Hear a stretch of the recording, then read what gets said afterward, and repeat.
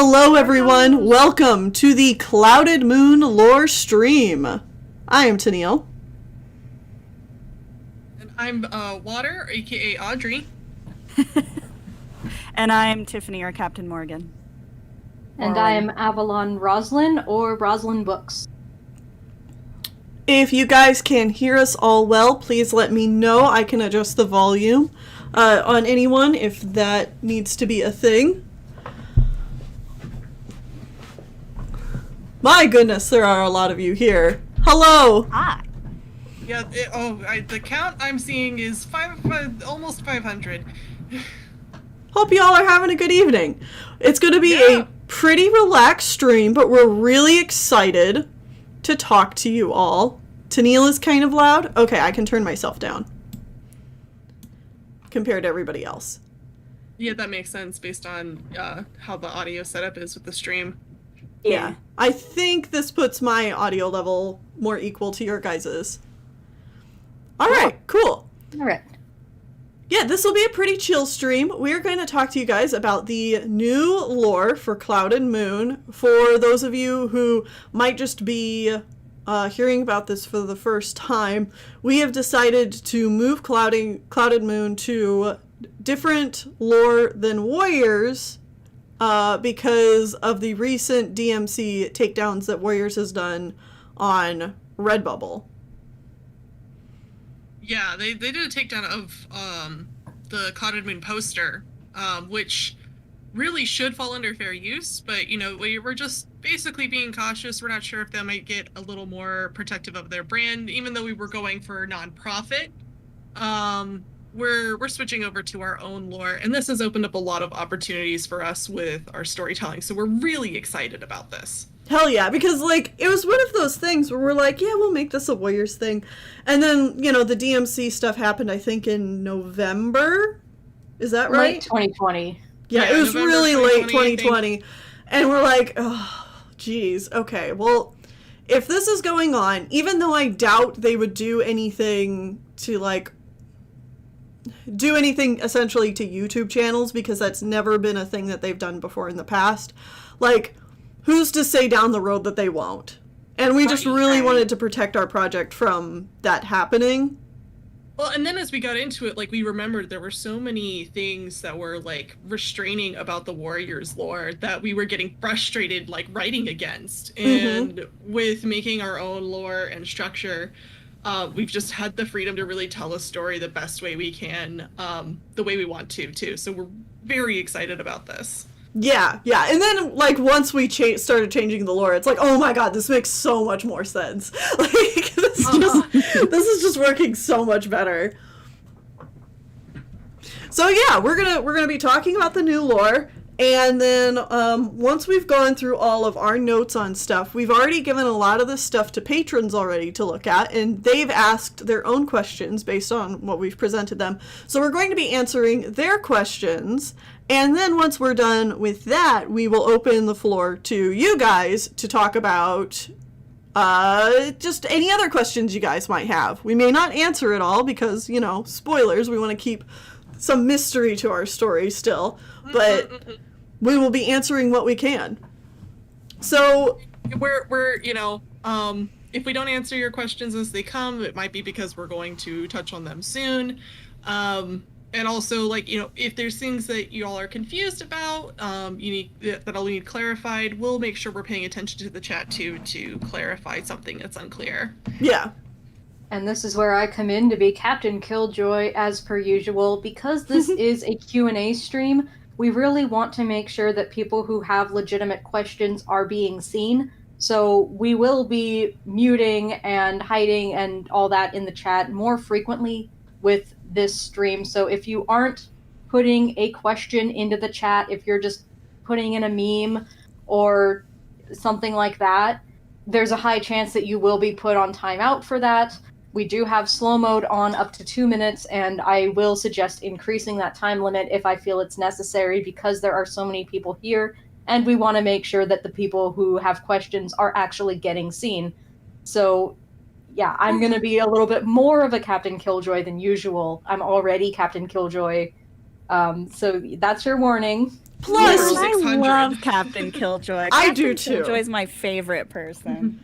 Plus, we want to make sure that this stream will be available to everybody, you know, even who aren't here during the live stream. This will be up on the channel and stay up on the channel so that people who aren't here now get to see it later, who might have questions about stuff. We want this to be a pretty good resource for anybody who wants an introduction to our world. So that being said, do we want to get started? Yes. Shoot. Last thing, real quick.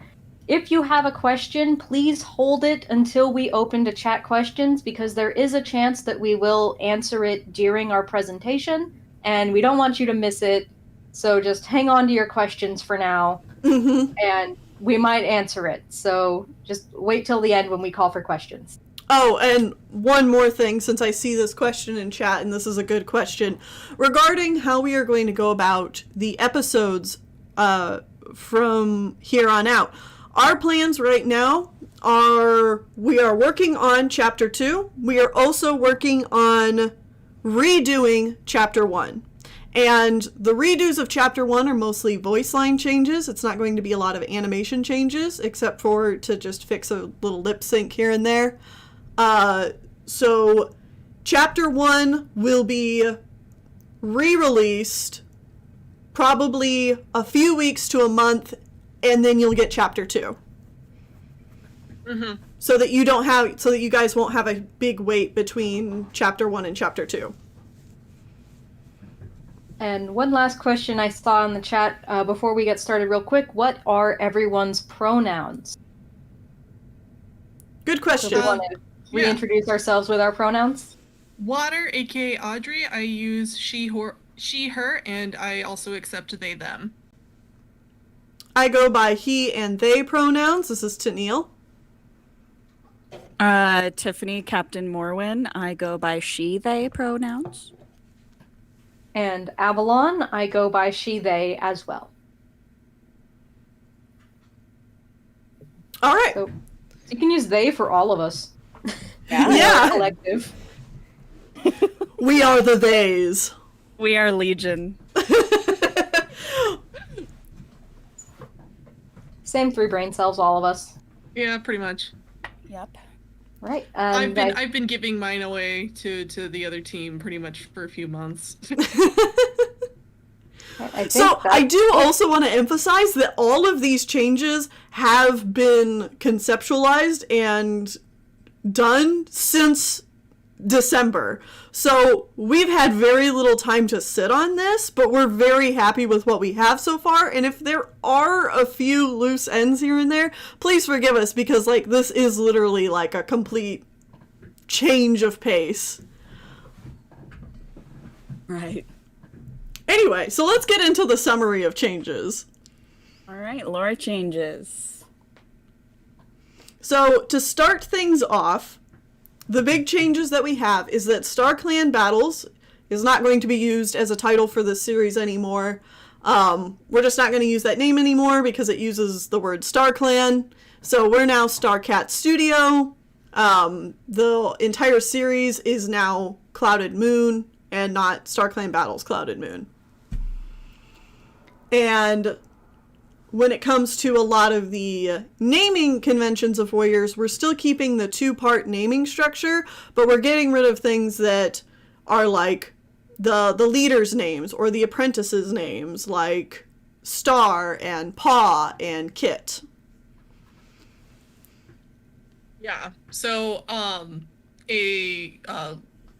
leaders are now called captains. A captain keeps their full name. So Hawkstar is now just Hawkshell. But they get a title to go along with it. So we have Hawkshell, the Soaring Protector, Captain of Marsh Colony. So Marsh Colony is now our Shadow Clan. We have Rainfall, the Shimmering Star, Captain of River Colony. Elmtail, the Steadfast Branch, Captain of Oak Colony. And Hazelfur, the Reliable Earth, Captain of Field Colony. Every captain's title is unique to them. They get it when they receive lives from the spirits beyond, which we will also talk about later. We've changed the leadership structure to where leaders are now called captains, of course, and deputies would be referred to as seconds. But it isn't just the seconds that are like in charge of things with the captains. It's also the elders and sometimes the herbalists, which would be the medicine cats, as the entire council. So we'll go into that a bit more later too. And instead of warriors, we now have rangers, because the cats range their territories. It's just a better word, in my opinion. Oh, and then one of my favorite changes, too, is apprentices no longer have a suffix. They'll just go by their first name until they get their full ranger name. They will be referred to as new claws. Yeah, so, and they're different, well, I guess we'll get more into it later, but yeah, they're not apprentices, they are new claws. And they like, it's more of an ongoing process. It's not just one day you're a new claw and you're out and about, which I like a lot. Yeah, we'll go more into how new claws work later. Avalon, do you want to read the lore about the Alliance? Sure, let me jump to it. I've been keep an eye on the chat. All right, so our alliance here. The group of colonies that we have are collectively referred to as the Lakefront Alliance. The Lakefront Alliance consists of 4 separate colonies of cats that are bound by similar beliefs, mainly believing in the spirits beyond and the spirits to come. The spirits beyond are spirits of those who have departed from the Alliance, so, their dead ancestors, who watch over and guide the living cats with signs and omens. These cats are represented by the moon. The spirits to come represent future generations and are represented by the sun. We can actually show this off here. We've got a little slide and also fan art in the corner to show off the spirits beyond and the spirits to come. Oh, that fan art's so cute. I love it. Gorgeous. Okay, so, and as you might be able to see on this graphic as well, so to honor the spirits beyond and the spirits to come, the cats of the Alliance meet on the night of the full moon at a neutral territory in the center of the lake, which is called the Moonlight Island, to attend the Moonlight Gathering. And this is where they'll, share their news, and it's much more joyful and social, I think, than the gatherings you might have been used to in Warrior Cats, where it's very strictly business. We have a lot more socializing and intermingling here. The Alliance is also tied together for the common goal of keeping out other predators and other cats who might want their territory. The lands outside of the lake, it's very dry, very harsh land. It's much less bountiful. So other cats are more likely to try and, get in and take over this very lush and bountiful territory from the Alliance. Also, and here's where we are making a large departure from warriors, many colonies of cats outside of the Alliance believe in and practice various forms of magic. So while the belief in magic is not prohibited by the Lakefront Alliance colonies, it's frowned upon, and tales of magic are seen as more like stories for kids, or something that you shouldn't put a lot of stock in, because they believe in the spirits beyond and the spirits to come. That's their thing, and they don't use or have magic of any kind. So going into the spirits to come and the spirits beyond, just to go over these points on the slide, is the spirits to come represent future generations of the colony cats. They don't speak with the spirits to come at all, but they just believe in the progression of their own kitty cat society, and how the bond between them makes them stronger. And our colony cats believe in reincarnation. So when a cat dies, they go to the spirits beyond on the moon, and then the cats that are there can either choose to go back to the sun and become a spirit to come, or they can stay in the spirits beyond and send signs to the living cats. Just vibing in the Yeah. afterlife, you know. If they are And in the then, of spirits course- beyond, they can also choose to pledge their soul to a new colony's captain.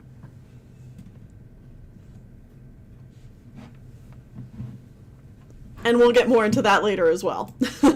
Yeah. That is our replacement for lives, essentially. But we'll talk more about it later.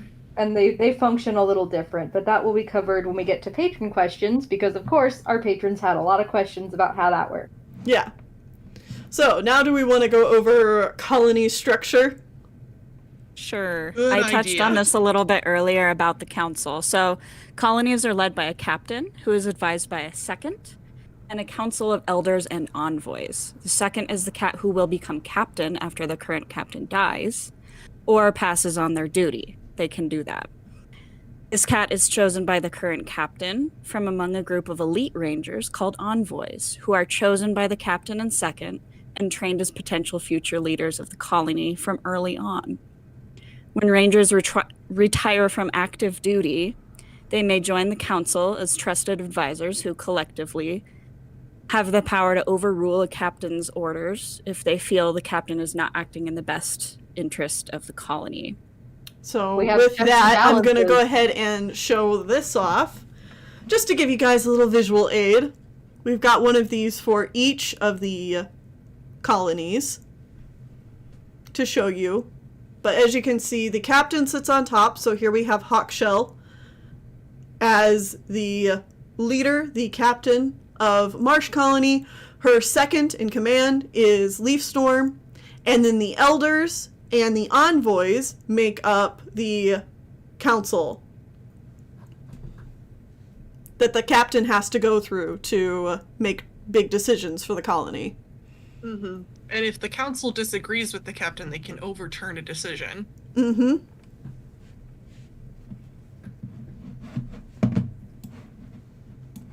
But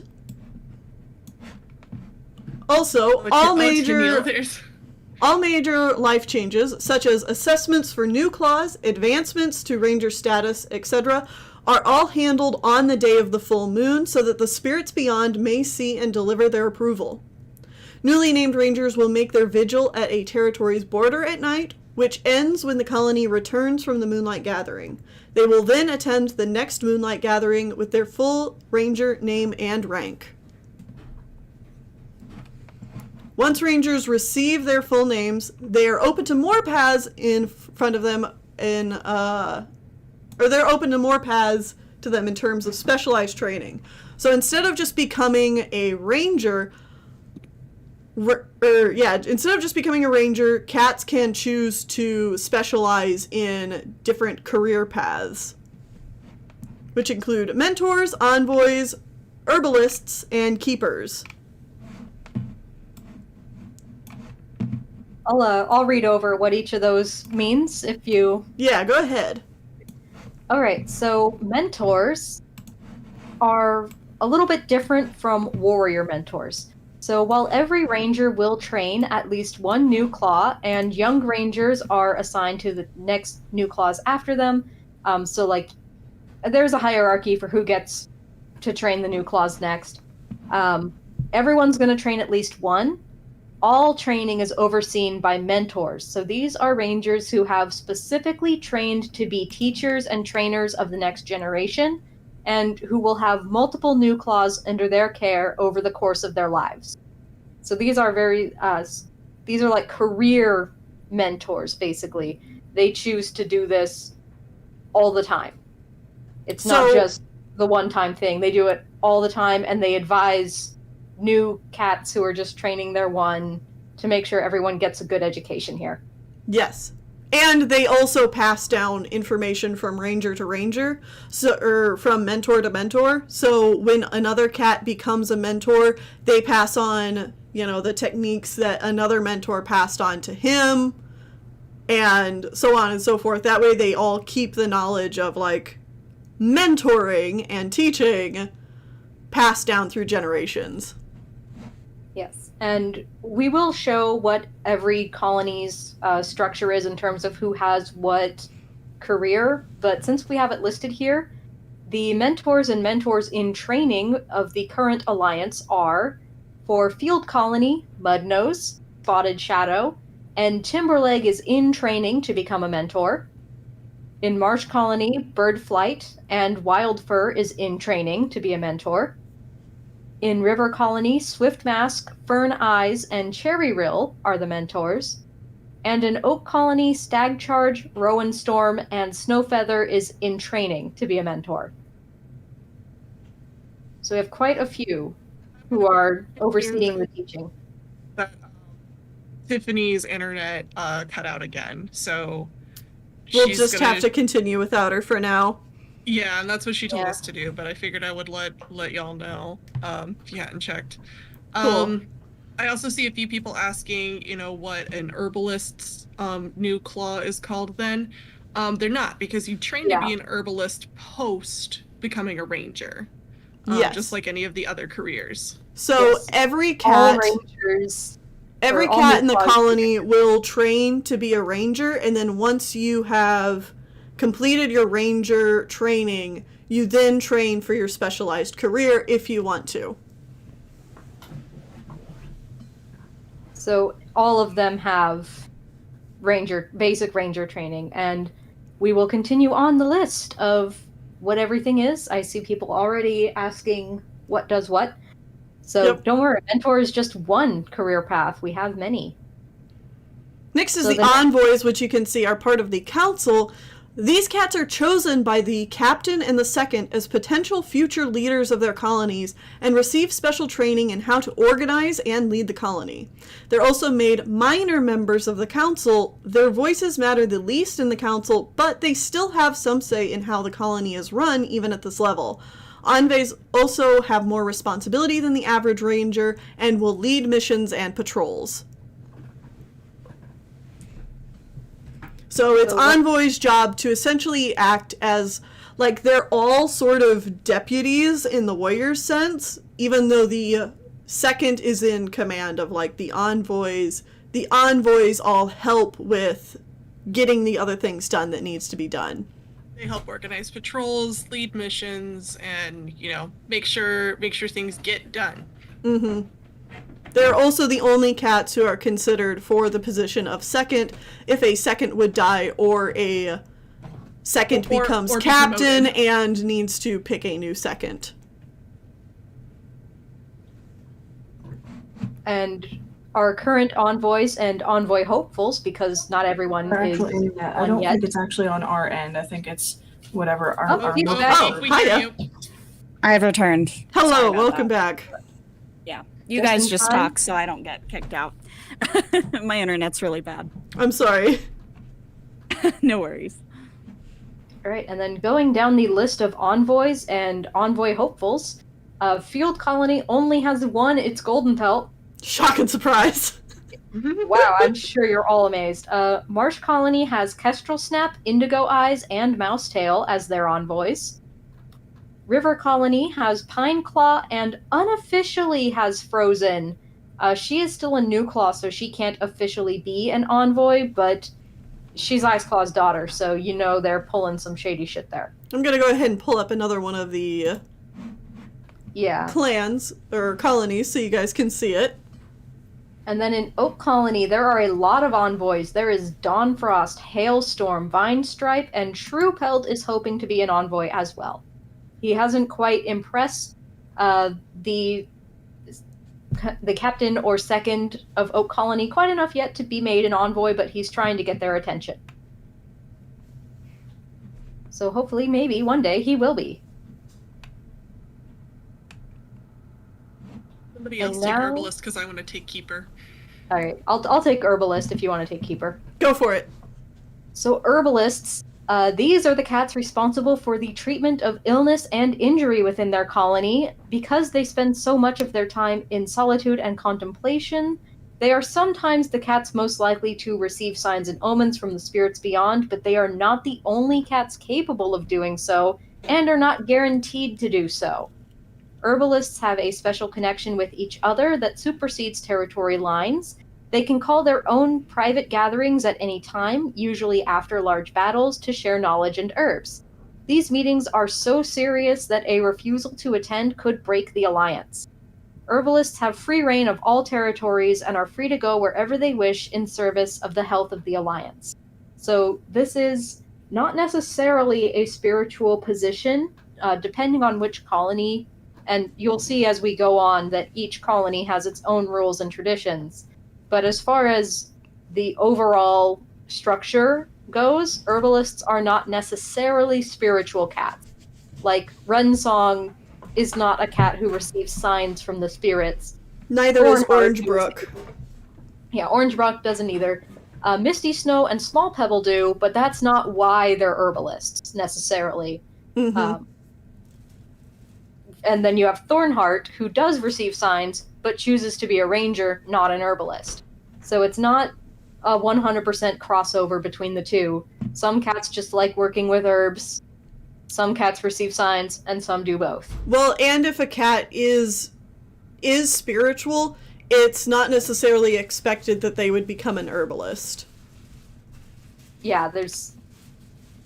Like I said, it's not a one-to-one thing where they have to do it. It's if they choose. Yeah. And our current herbalists and herbalists in training, we don't have any herbalists in training yet, but we will later. So our herbalists for Field Colony is Misty Snow, Marsh Colony is Small Pebble, River Colony is Orangebrook, Oak Colony has Rensong, and there will be in training herbalists later, but not right now. Yeah. Mm-hmm. And let's go ahead and switch over to another colony. There we go. And Audrey gets to talk about keepers. Yes, because they were the ones I was the most excited about, because we've always had these ideas of, den dads and stuff, and, there are cats that like to prefer to stay in the nursery per se, but I like this because I always felt like it was kind of overlooked before. Keepers are cats who train to be the protectors and caregivers of the colony. They tend to stay closer to base, and they lead projects centered around upkeep, such as cleaning nests, weaving den walls, and keeping the prey pile tidy, and also making sure their home is protected from predators. They watch over the kittens and are their first role models. They help keep the culture and stories of their ancestors alive with the history and teach the ancestors' law. When kittens are old enough to leave their mother's side, keepers are the first trainers of their new claws. That's the first phase of new claw training, with proper care of the camp and the rules that colony cats live by. Keepers pass on their knowledge to each other as a way to keep colony customs and history alive, as well as to teach their knowledge of building protective and clean homes to the spirits to come. Currently in Field Colony, our keepers are Meadowleap, Missingfoot, Jagged Stripe, Amber Eyes, and Clayfur is in training. In Marsh Colony, we have Starkpath, Shrewbelly, and Frost Shadow is in training. In River Colony, we have Ashen Creek and Blue River. Minnowgill is in training. And in Oak Colony, we have Gorseclaw, Finchflight, and Dustclaw as keepers. Cats who don't want to specialize in any of these fields just keep being rangers. They're not looked down upon for that. They're jacks of all trades. They patrol borders, hunt for the colony. They do what they can to help, and those who are specialized will kind of recruit them for projects as needed. Right. So say the keepers have a big renovation project that they need to do in the colony. They will head those projects, but then they will also grab some rangers to help them out with that.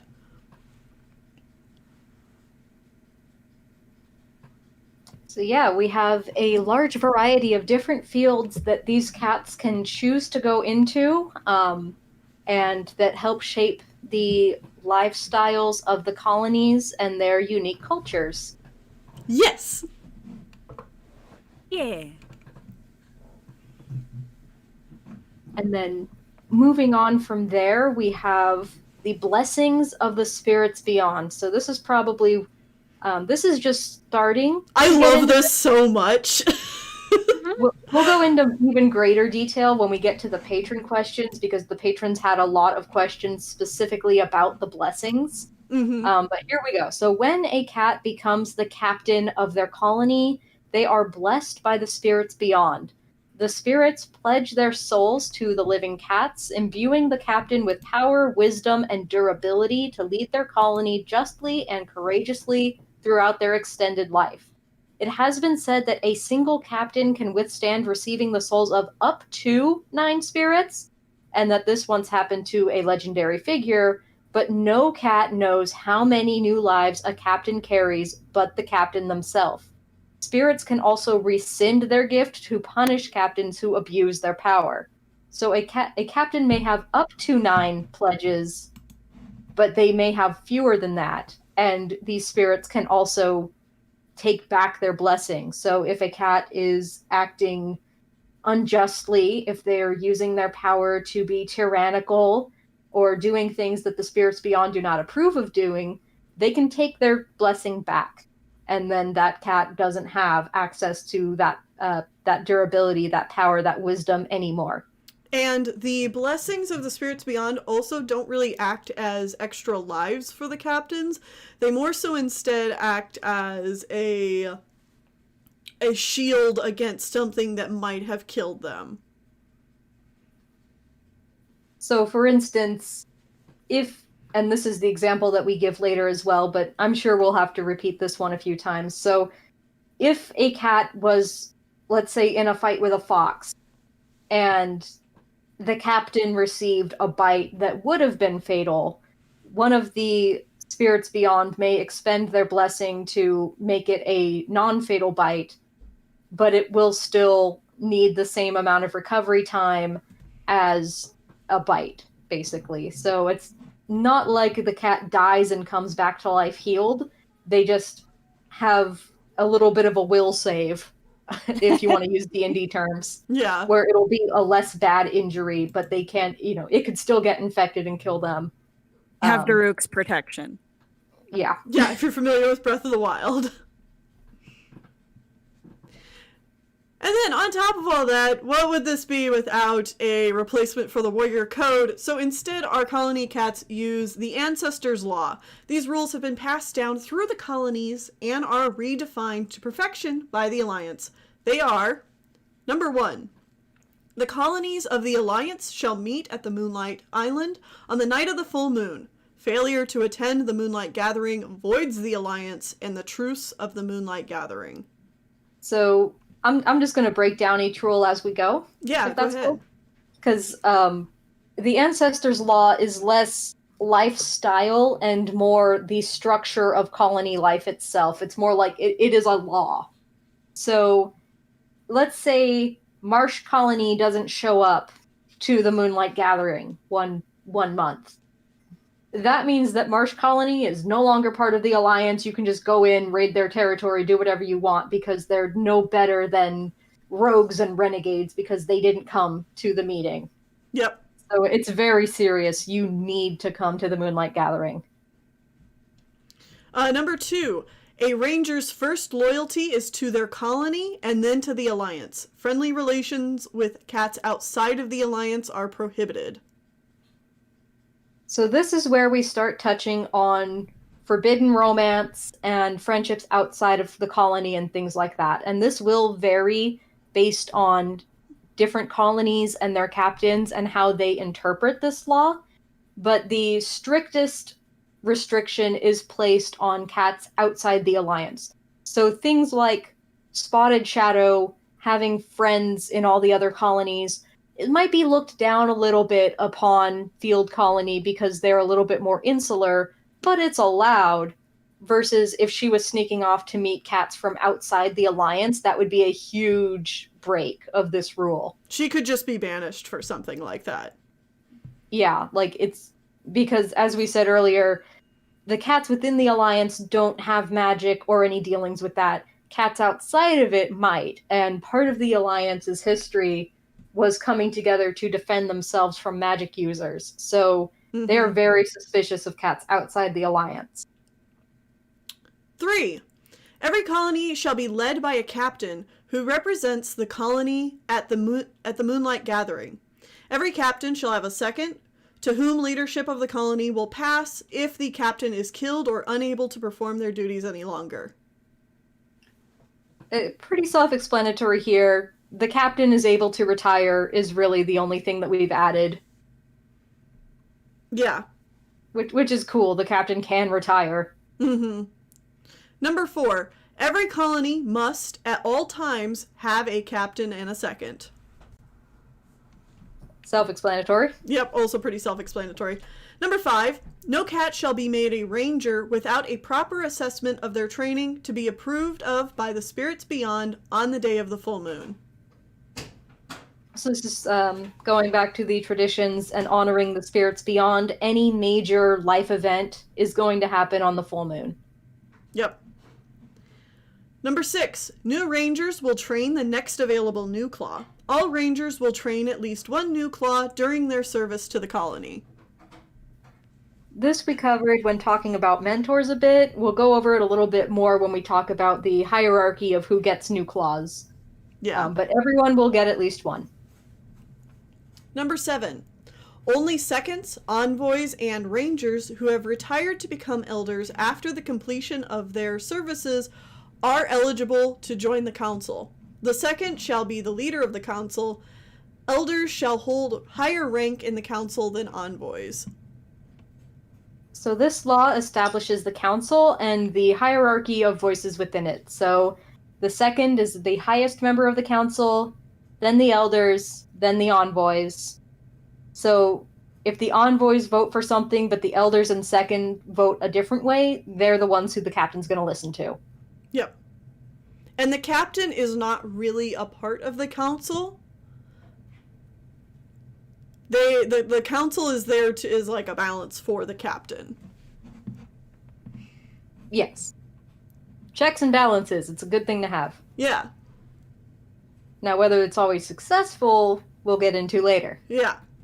Number 8. The council has the right to reject any decision made by the captain if they feel that the captain is not acting in the best interest of the colony. This includes refusing to lead rangers on dangerous missions or into pointless battles and rejecting the captain's choice of a second.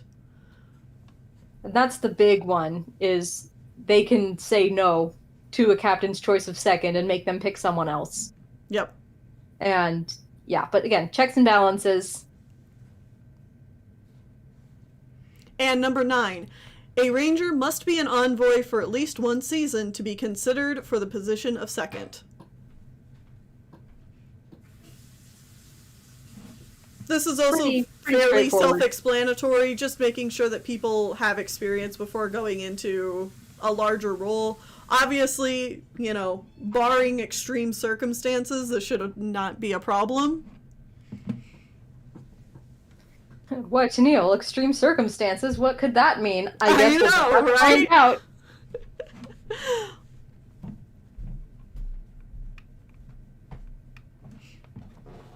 So then we can talk about the territories themselves, which have changed a bit from the original.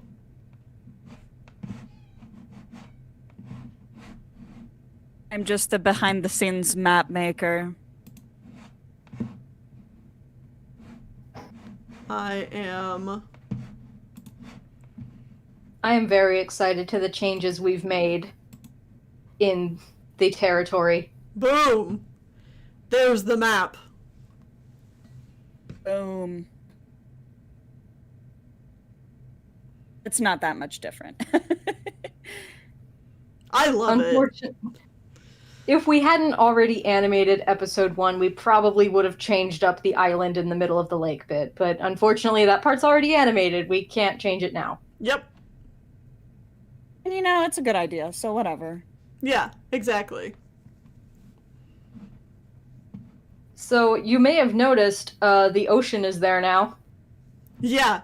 So River Colony now sits between the lake and the rivers and the ocean, which means they sometimes fish for sea fish. And they have tropical plants. Yes. In general, the location of the new colonies is a little bit more close to the equator. They don't deal with harsh winters as bad. It's a little bit more of a temperate climate. Yeah. Oh, also, Water mentioned thrush spots was accidentally missing from Field Colony's thing. Oh, thanks for that. I'll But fix that later. I can look her up right now and see, because we do have a character tracker. I'll look her up. What is she? I'm pretty sure she's just a ranger. She's just a ranger. Yeah, she is not pursuing any further path. She has decided she's good being a ranger for now. She doesn't want to do anything else. And then here is a less detailed map, but this gives you an idea of where each colony has things. So we've got Field Colony off to the right, and Marsh Colony off to the left. Oak Colony is above, and River Colony, like we mentioned before, is between Alliance Lake and the ocean. You'll probably also notice here that Marsh Colony is much more marshland. It's not a pine forest. Yes. Very sparse. Cypress trees, some pine trees towards the Oak Colony border, though. Mm-hmm. It goes up to this plateau area where pine trees would be good. There's a lot of pine trees up there, so.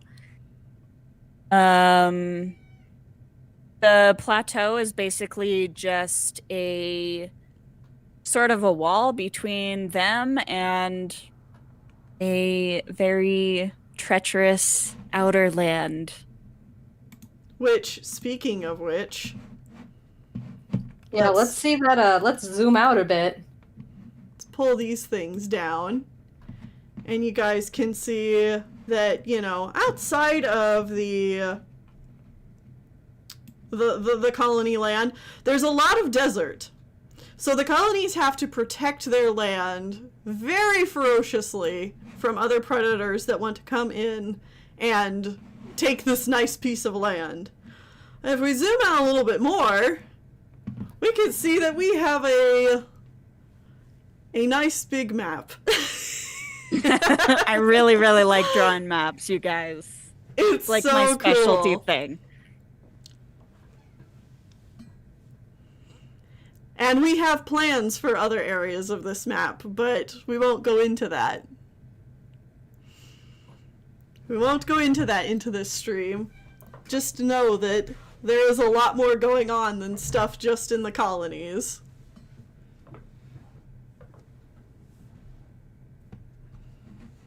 Oh god, I love looking at this thing.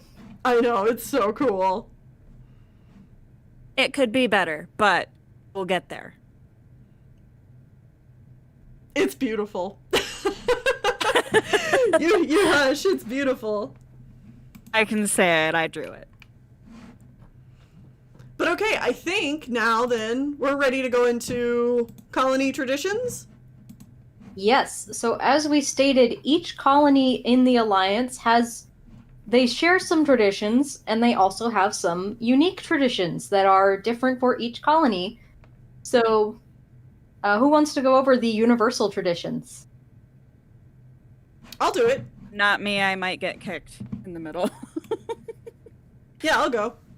Okay, so these are traditions that every colony follows. No matter, you know, where you are around the lake, they follow these traditions when going about their day-to-day lives. So, when apprentices, or new claws, become rangers, their colony holds a ceremony on the day of the Moonlight Gathering to give the new ranger their name. Then the colony leaves for the Moonlight Gathering, and the new rangers are left to guard the borders of that colony during the gathering. When the colony comes back after the gathering, the colony celebrates the Rangers' successful training by praising the new Rangers and spending time together in their base, eating food that the Rangers have brought back, and swapping stories. Rangers can then decide at any time to begin training for another career path like herbalist, keeper, mentor, or showing off their skills in the hopes to be picked as an envoy.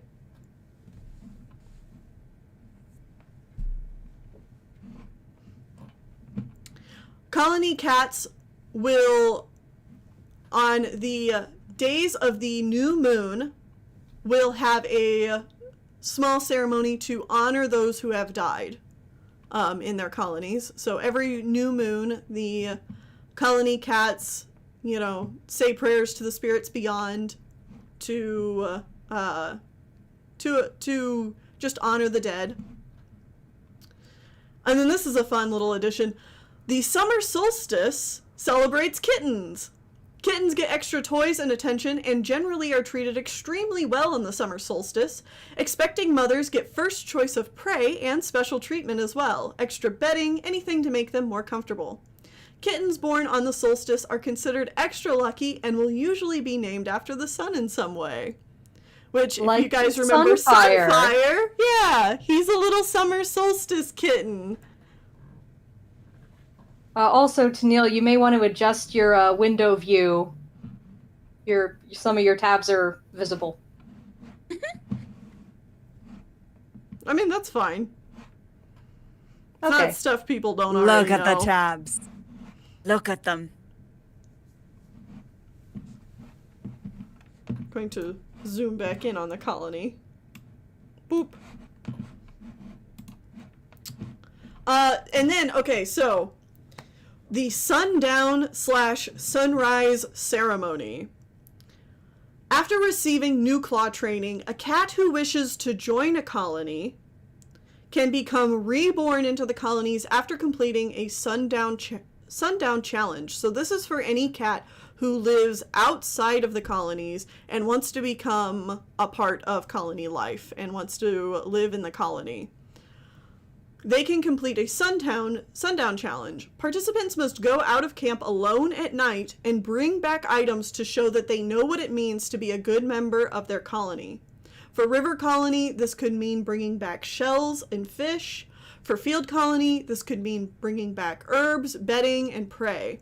They must do all of this alone and return by sunrise. If the items brought back are deemed good by the colony, then the cat is welcomed into the colony officially, and the colony celebrates with a sunrise ceremony. The cat is now, body and soul, a part of colony life, reborn. Once the full moon comes, a captain will give the ranger their new name as tradition. If a cat fails, then the cat is exiled from Alliance territory. And the specific sundown challenges, like Tennille just mentioned, are a little bit different for each colony. So it really depends what colony the cat's trying to join, what they're going to have to do to complete it. Mm-hmm.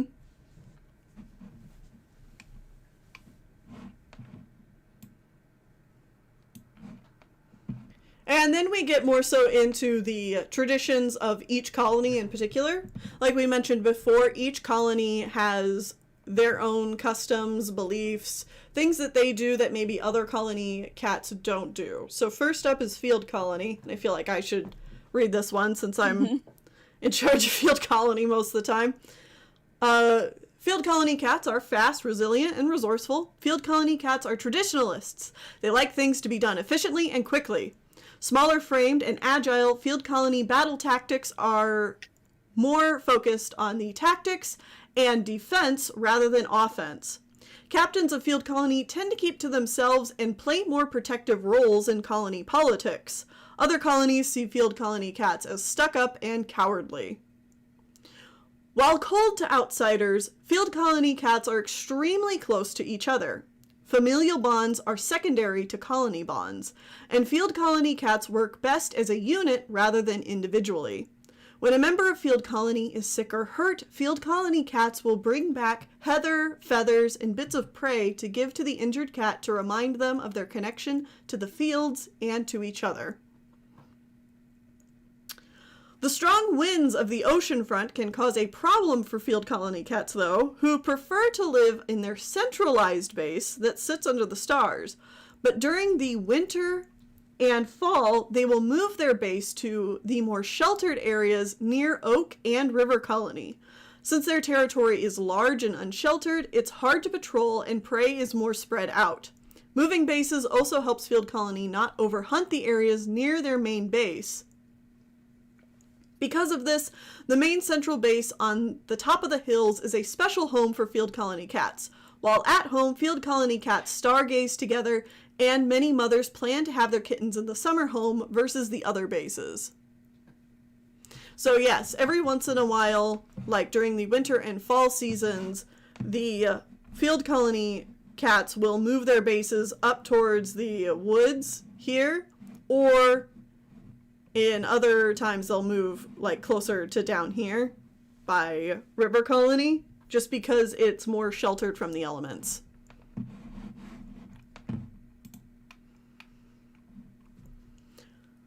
Field colony cats are particularly territorial towards outside predators and renegades, but open and welcoming to lost and or found, in heavy quotes, found kittens.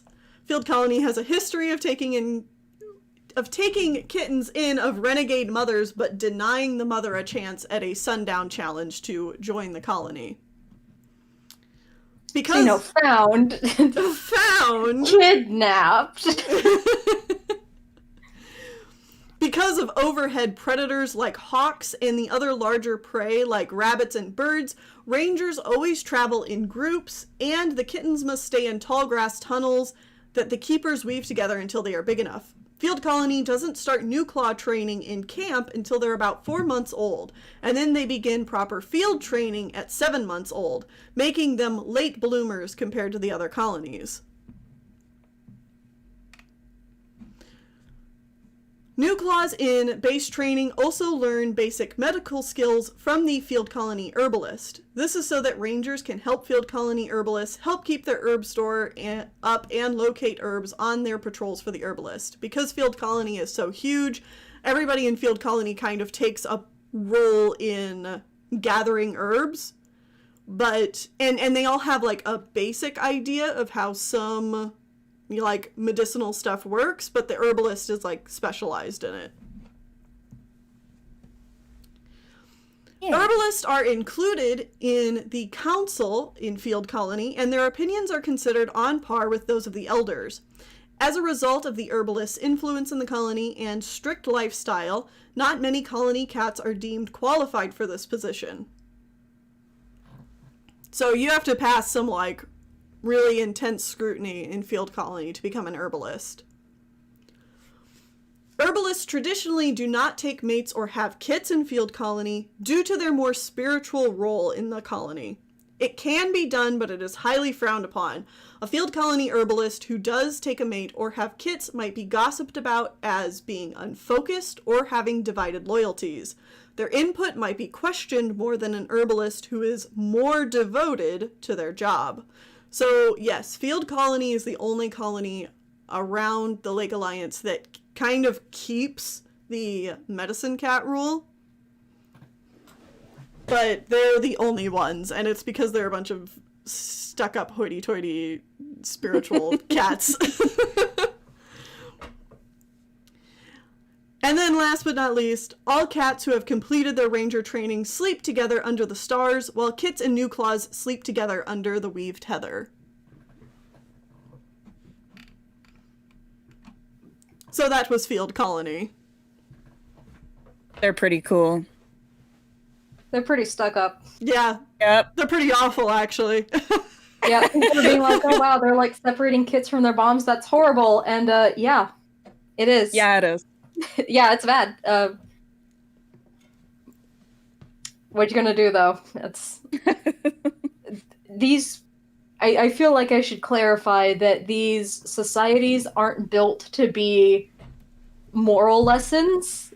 We are aiming this at a slightly older age group where we would assume that people would understand this is bad. Yes.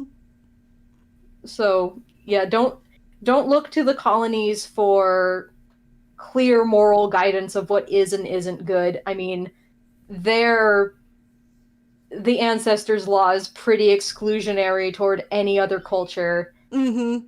It's not always great. Yeah. So I haven't had as much time to develop Marsh Colony quite as well as Field Colony. I But wrote a do have lot. some notes. Yeah, I definitely have some notes on Marsh Colony that I'll go over.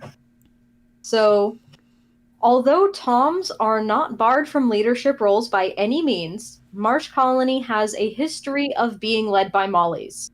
It's just, it happened by coincidence where just like they had a long string of captains and seconds who were Mollies, and then it just kind of became tradition by happenstance. It's not strict by any means. There have been male captains and, Toms who are seconds. There's Toms on the council. It just so happens that captains and seconds are usually Mollies. Yep. Just coincidentally. They have a history of mainly being led by Mollies. Marsh Colony is most active at dawn and at dusk. During the day, the humidity from their environment can just make it too hot for them to move around very well. And at night, it's very difficult to navigate their territory, and the marshlands are especially dangerous because it is swampy, there is quicksand. You put your paw wrong, and you could very easily get sucked down, so it's a little too dangerous to navigate at night. So they're usually up at dawn and dusk. Kits are consequently told stories about bog monsters to keep them from wandering off. This most certainly did not have anything to do with two young cats trying to prove themselves wandering off at night. No one related to a main cast member has ever died doing that.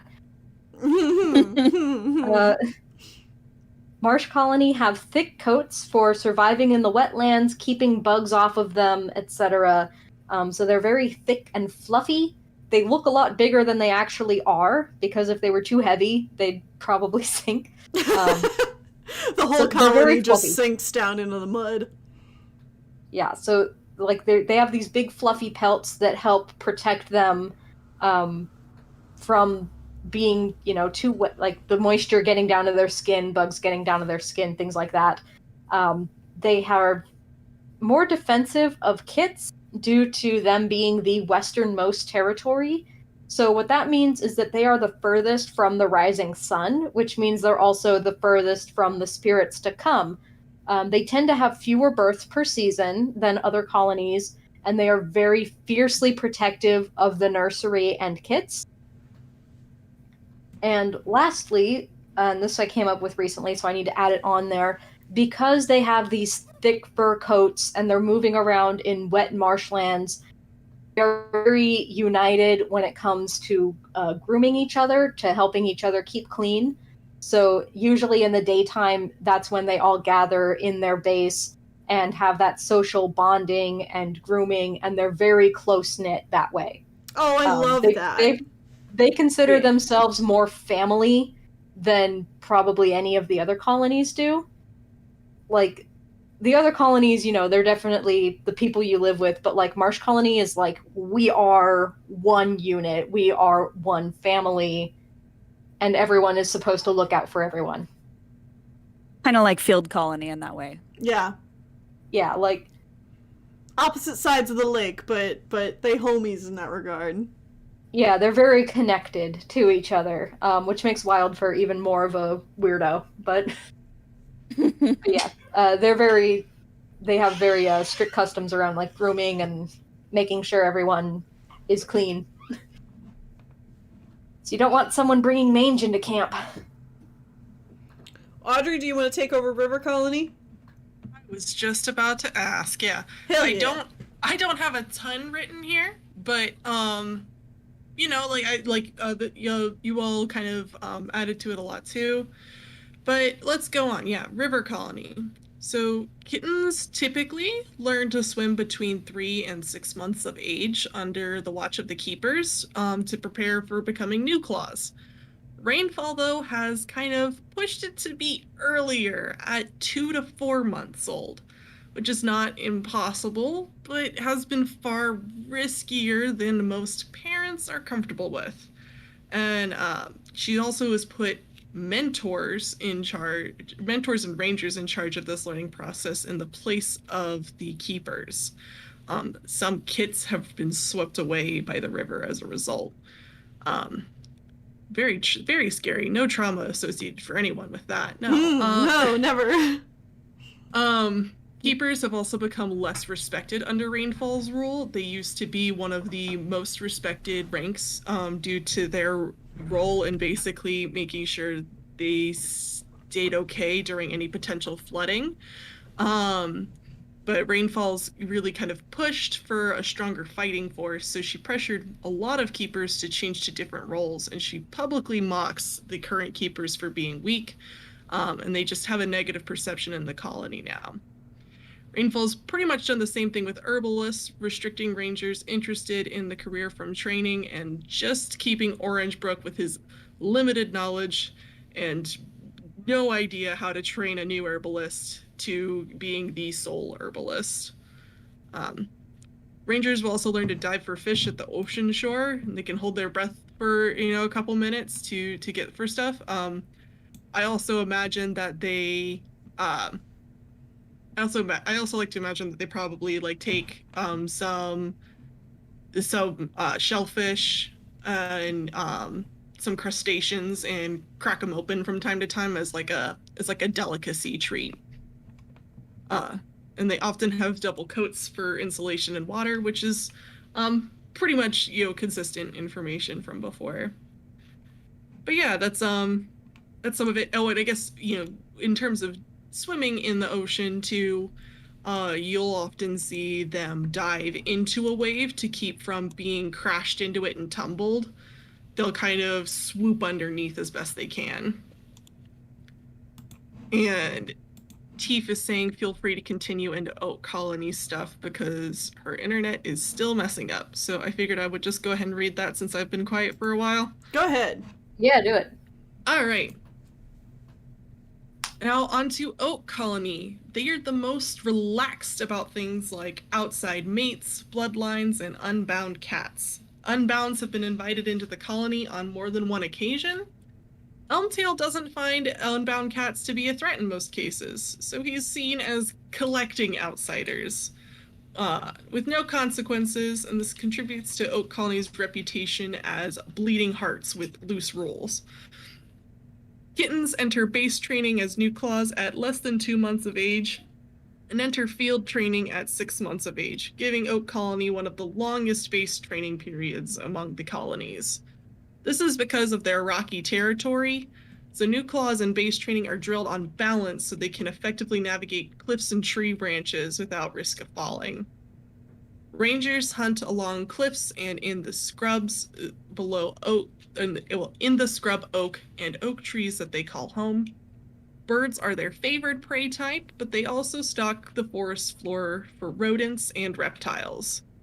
They are known for being courageous in life and fearless in battle. They do not have the specialization of the other colonies, so it is their tenacity that helps them win fights and survive. Perseverance and determination are their main strengths. They will push themselves well past the point where another cat or creature might stop. Their drive is their most intimidating aspect. Other colonies might might view them as reckless for this reason. They're also probably intimidated by the fact that they climb so high up trees. They're like, whoa, that'll be crazy. The Oak Colony herbalists are skilled in keeping plants and even sowing seeds. The cliffs of the Oaklands are ideal to shelter sprouts and keep herbs safe from the elements, much like the colony itself is kept safe in their home at the base of the cliffs.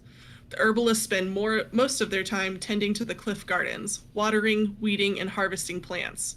Herbalists may have mates, but having kittens would take too much time away from their work, so it's usually not permitted. Elmtail is really relaxed about this rule, but it ended up being reinforced again by Francois's actions. We'll get into that again later. Yep. The Cliff Garden often offers a surplus of medicinal herbs, so Oak Colony is known for sharing their herbs with other colonies if needed, and under Elmtail as captain, even sharing with unbound cats. Elmtail's really lax with the rules. Elmtail just wants to give. He's a good guy like that. He is. He is the best grandpa. And to anyone who is just joining us, I've seen a couple of people saying that they are just joining. I highly recommend going back to the beginning of the stream. This is a hard stream to just kind of hop into at any point. So I suggest you go back to the beginning or wait until you can watch the whole stream all at once, because we aren't going to be recapping everything that we've said so far.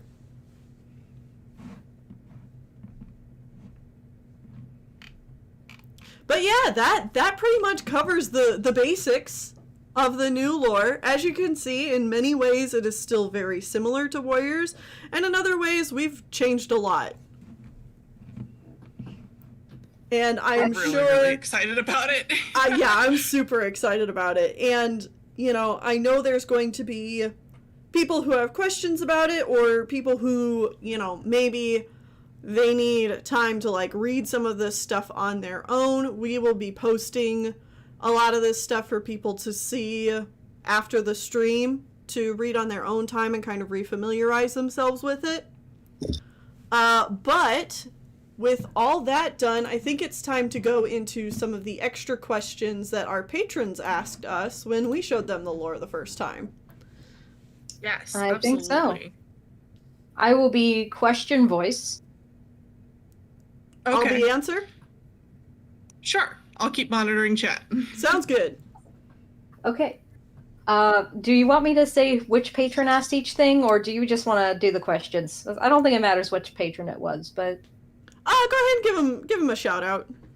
All right.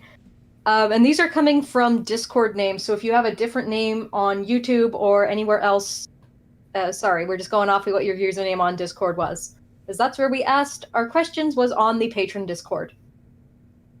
So, Dingiso has, a lot of them have multiple questions. So their first question, how does the Dark Forest work with the new lore? Is there even a Dark Forest? And what happens to bad cats when they die? We prefer for our cat afterlife not to have a strict morality tied to it.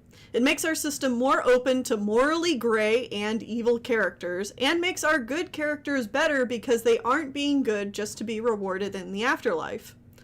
A non-moral based system encourages the colony cats to view might is right as a morally good position, which we think better suits their culture better.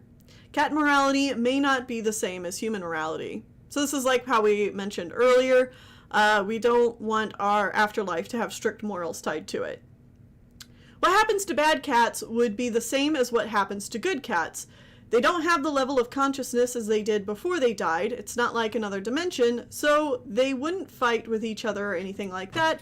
They still have the same options. Either they can pledge their spirit to a captain, reincarnate, or float around in the afterlife like a boss. And give almonds and stuff. Yeah, Tief wrote that. Like a boss, man. You gotta float around. Dingiso's second question. Since the colony's belief system centers around the sun and moon, what do eclipses mean to them? Would a cat born during a solar or lunar eclipse be considered cursed?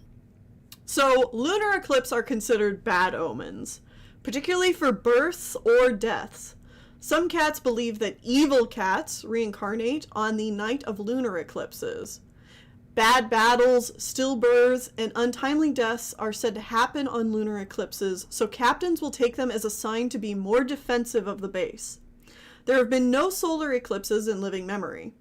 Colony cats honor those who have died on new moons, particularly after large battles with high casualties. The Shadowed Snow asks, so since new claws are primarily given to newly made rangers, do the trainers then get the ones where there's no new or young rangers to appoint them to? How does the priority go for that, or do the trainers help the new rangers train the new claws? So this is our order of operations for who gets to train the new claws. Yes. It mostly depends on the captain or second in charge of the colony and the mentors to decide how to handle training new claws. Rangers will be assigned a new claw, and mentors will oversee all training and assessments that ranger and new claw do. For example, in Field Colony, and I'll go ahead and pull up their chart here.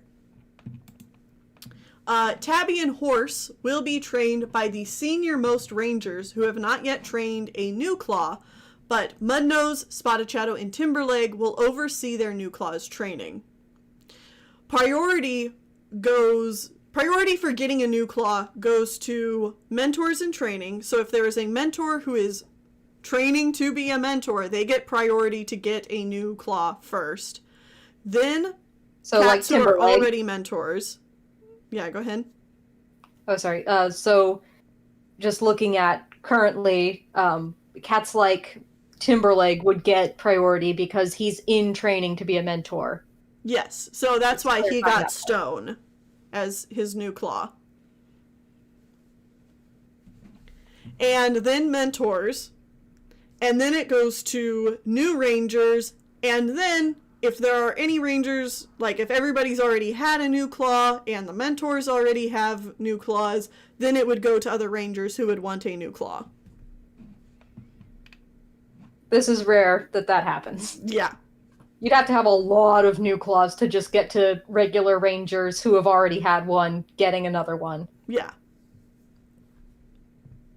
All right, next question from the Shadowed Snow. Was there a great journey that led the Alliance to the lake, or have they always been there?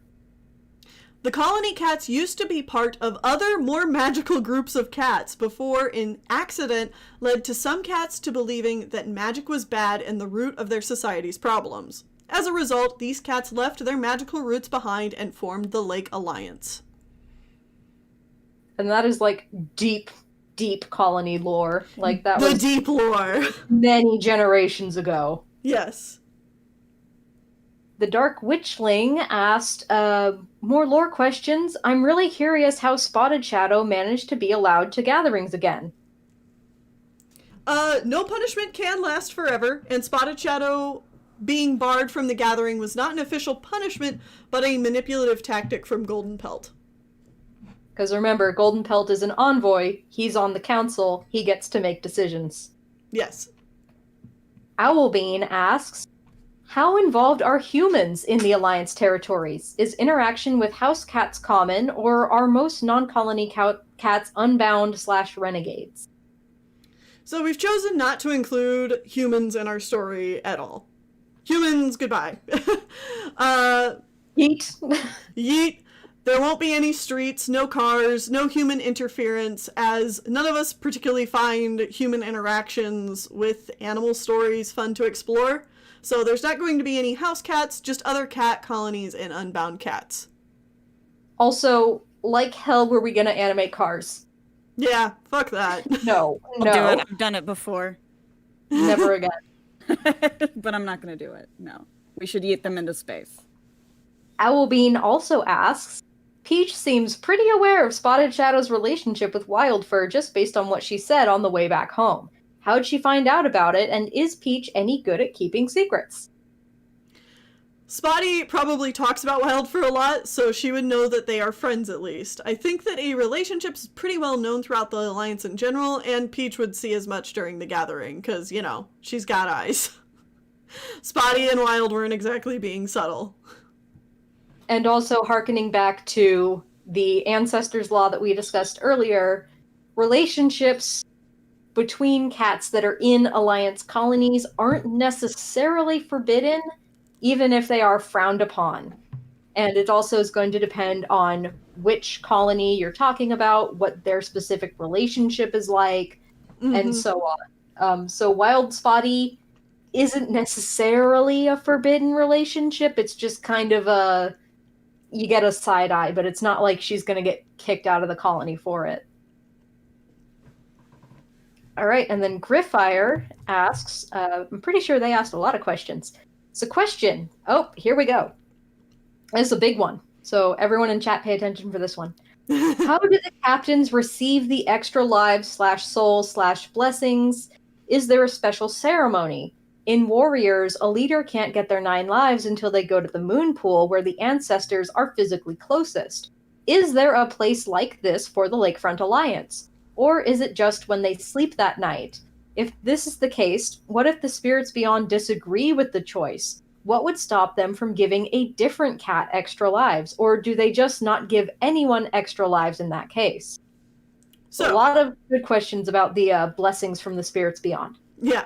And this, of course, will be covered in the show itself. We'll explore a lot of this, but short answer is new captains are invited to meet with the spirits beyond in their dreams, and the spirits may pledge their souls to that captain. There's no special location that new captains must travel to in order to gain the blessings of the spirits beyond. It is more of a personal connection that the captains share with the spirits when they're ready to lead, so that a cat can go to sleep on the night that the old captain was laid to rest and wake up having had their ceremony. They're imbued with the strengths of the spirits who pledged to them. These spirits will help protect the captain from serious injury, to an extent, so that they can continue living through dire situations. If the spirits disagree with the choice of captain, they may refrain from pledging at all. A follow-up question from Griffire is, for that matter, since it is the spirits that are pledging their own souls for this cat, what stops concerned loved ones from pledging their souls to their family members who aren't captains? Technically, there isn't anything stopping the spirits beyond from pledging their soul to any cat. However, the spirits beyond are just as beholden to the ancestors' law and the traditions of the Alliance colonies as any living cat. It would be highly frowned upon to play favorites in this way, and it would lead to chaos if any and every cat had the potential to have multiple lives based on nepotism alone. Spirits pledge to the captain only because of a combination of tradition, cultural beliefs, and practicality. They pledge to the captain for the good of the whole colony. So basically, they would be keeping their loved ones from participating in the life cycle, which would be bad. So they wouldn't do that. Because the life cycle, the spirits to come, like that's a very important cycle to them. Mm-hmm. So they normally would not, like of course they don't want their loved ones to die, but like death isn't so much of a bad thing in the colonies. Because it just means you're continuing the cycle of the colonies. Yeah, they do believe in reincarnation, so it's like they're not as hung up about it. Right, another question. I mean, it still sucks to lose your loved ones and everything. But, yeah, it sucks, but like they're not to the point where they would severely break colony tradition to give them an extra life. Yeah. Yeah. Question again from Griffire. There are a lot of them, and they asked very good ones. Who gives the captains their special titles? I assume they're unique to each cat, not colony. So the spirits share the captain's new title with the captain during their ceremony. A captain wakes up from their ceremony with a knowing sense of their title. Their title is indicative of their achievements and actions that they've earned, that has earned them a place as captain. So take Hawkshell, for example, leader of Marsh Colony. She is Hawkshell, the Soaring Protector.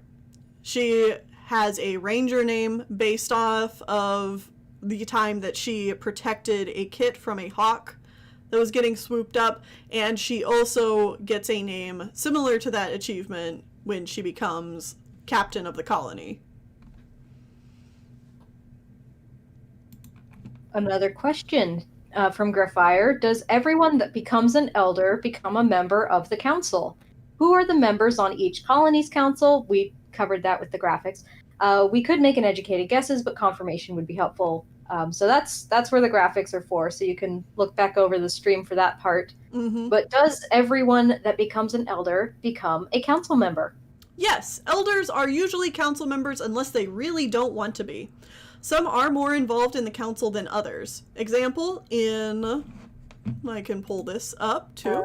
In Oak Colony, Yellowflower is a very pushy council member, but Birch Whisker mostly sleeps through meetings.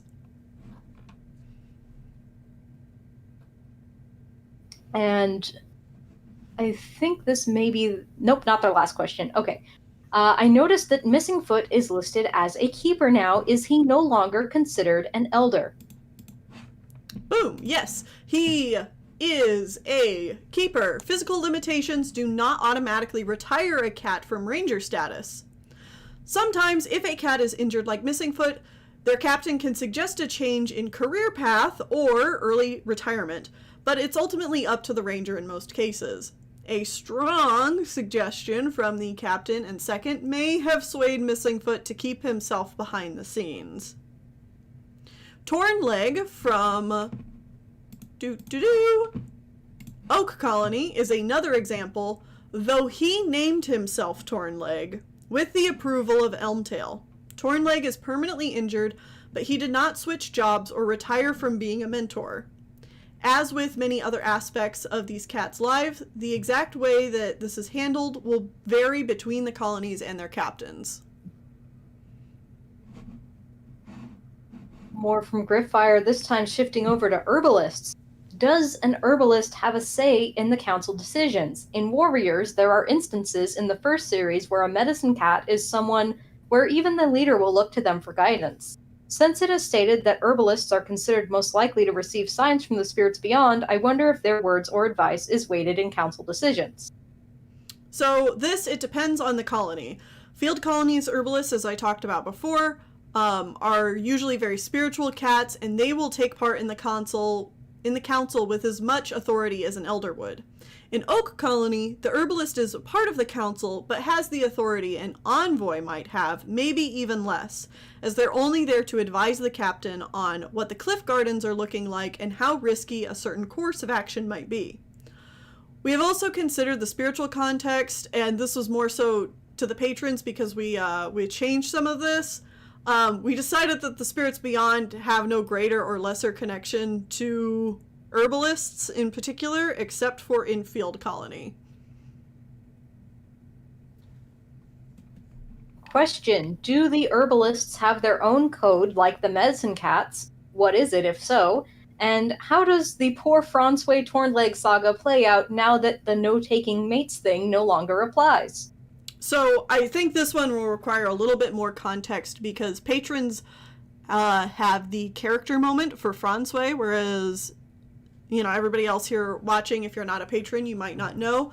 Francois used to be the herbalist of Oak Colony, but then she was in a relationship with Torn Leg, and that ended up getting her demoted. She stopped being an herbalist and started being a ranger. So when this was Warriors, that all made sense, but now we had to rewrite this a little bit based on our new lore. She demoted herself. Yeah, so Yeah. There is not a specific herbalist code that all herbalists follows. It tends to change based on the colony and how strict the captain is. As for Francois and Tornleg, Francois made the mistake that reinforced a specific Oak Colony rule. In Oak Colony, herbalists have a very involved job of tending herbs and also healing cats, so it's not forbidden to have a mate, but having kits would take too much time away from the herbalist's duties, so it's not permitted.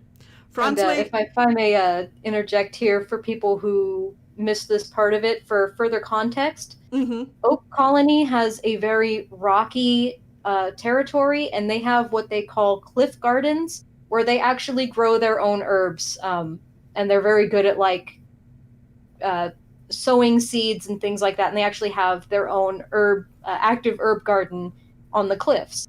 So a big part of the herbalist job in specifically Oak Colony is tending to those, so it's a little more involved than other colonies. Yeah, it's a little bit more dangerous because of the rocky terrain as well. So in Oak Colony specifically, they're not supposed to have kits.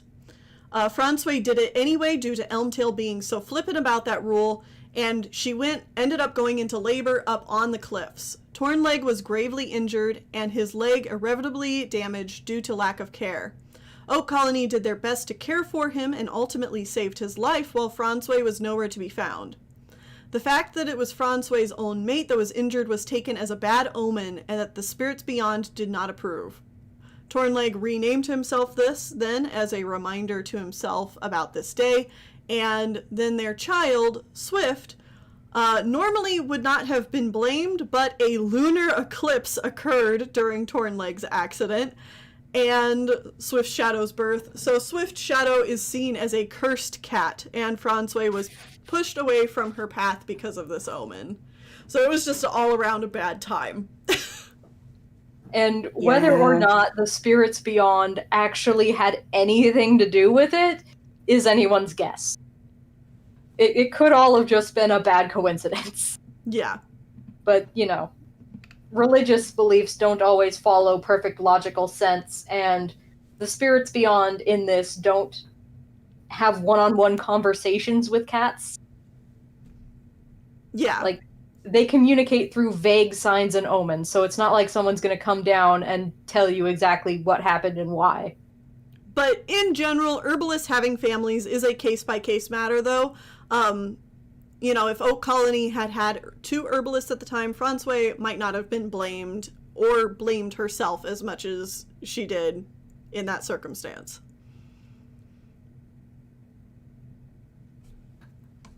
Next question from Griffire. Do kits still have the suffix of kit or something else, or do they just have their given name like the New Claws do?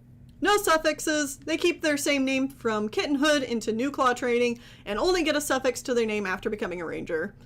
This is just also to, like, obviously change things a little bit from warriors, but also change the amount of times these dang cats change their names. It's just a pain to keep track of sometimes. Yep. Okay, and then the final question from Griffire, which is one that we've already touched on. Do the colonies interact with the spirits to come? I saw that they are represented by the sun, but I'm curious about how this aspect of the colony's belief impacts their lives.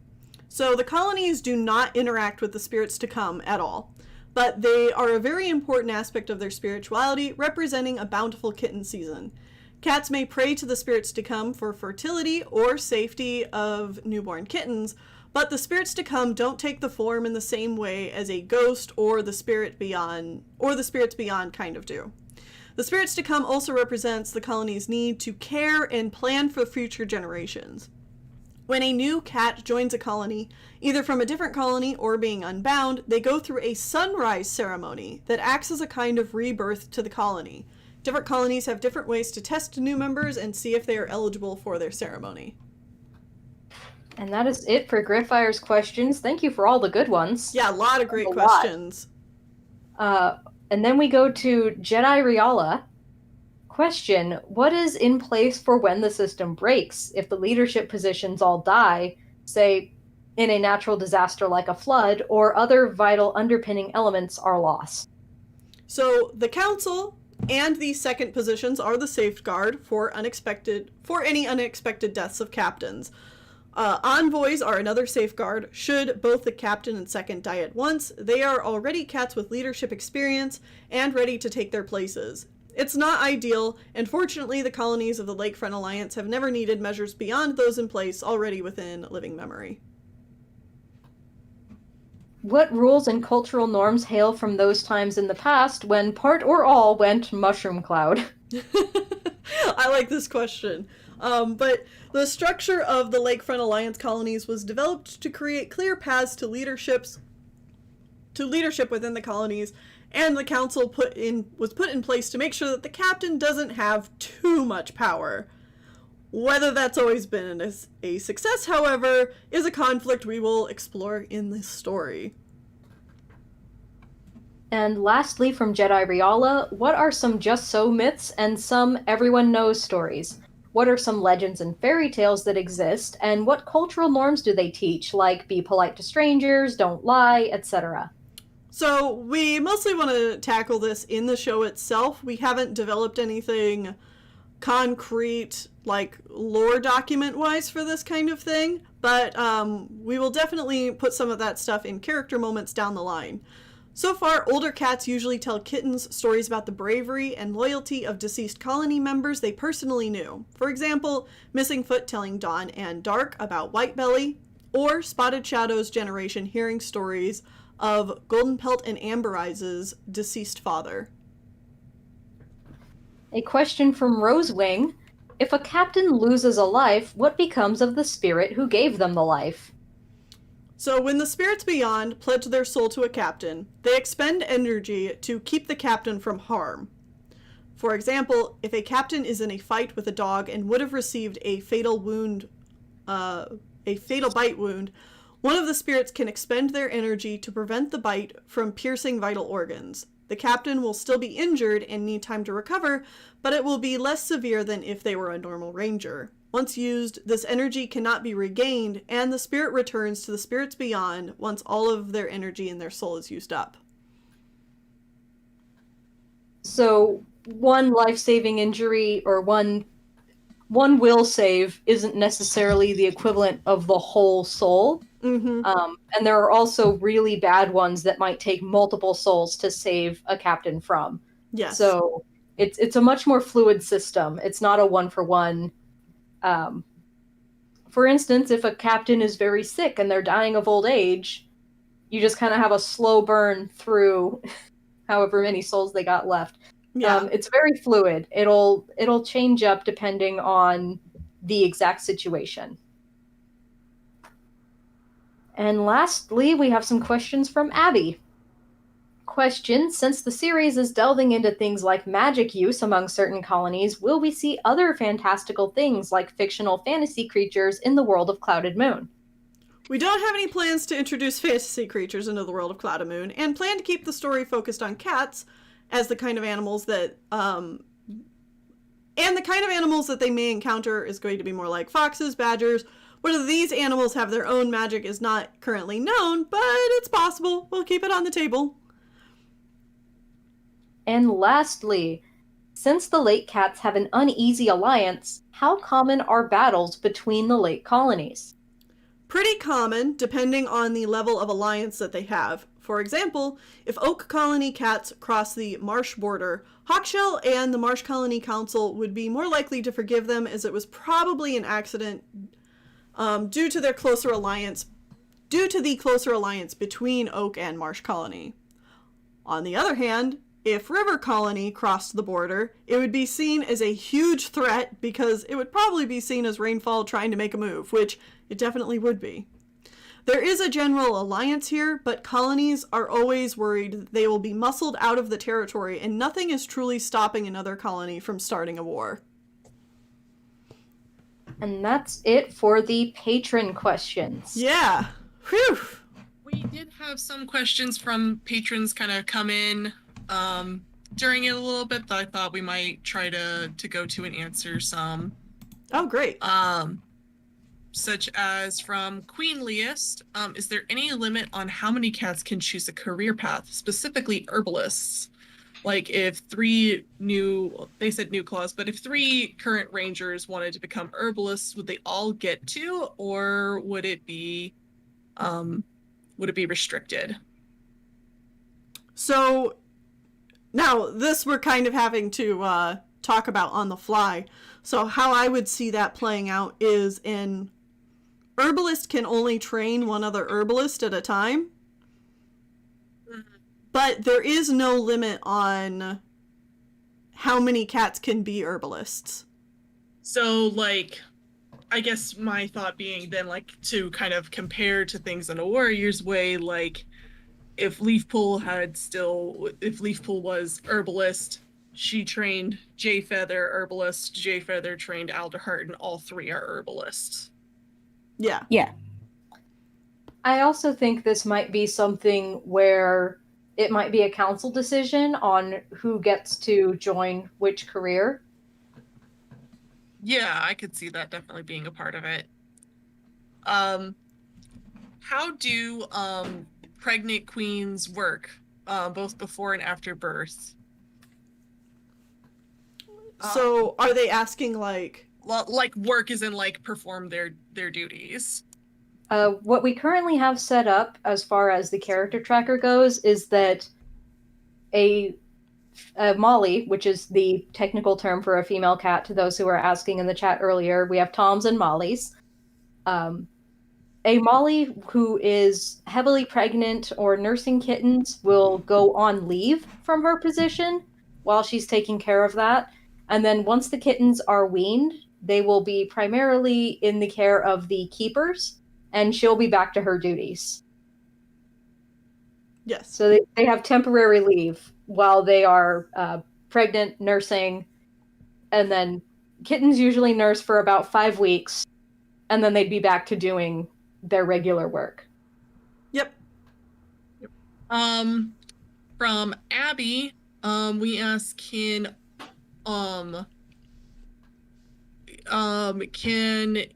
only envoys become captains, or are there captains in the past who were primarily keepers or mentors?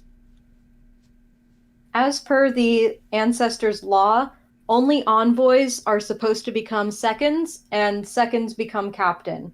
So they are specifically trained to be leaders, which is why they are pretty much locked in as far as captains. You don't really see anyone from any other occupation becoming a captain unless there's some kind of extreme circumstance.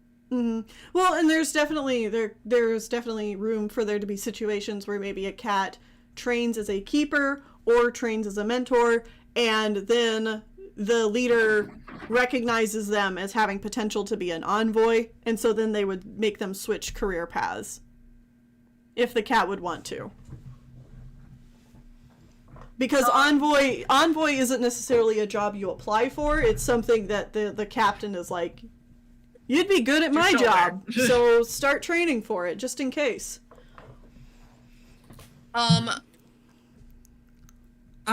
Can a cat joining the colony choose to not change their name? I would say depends on the culture of the colony, basically. Yeah. It would definitely be more of a slap in the face. Maybe Elmtail would let you, but I don't think anyone else would. Yeah, then at that point you're pretty much claiming the Unbound title. Do the colonies say months or moons? And I think I just want to clarify for everyone, we're not using the weird obscure names and stuff. We are keeping months and years and fall and winter and summer and spring. Straightforward. We got Greenleaf and Newleaf mixed up all the time. It's fine.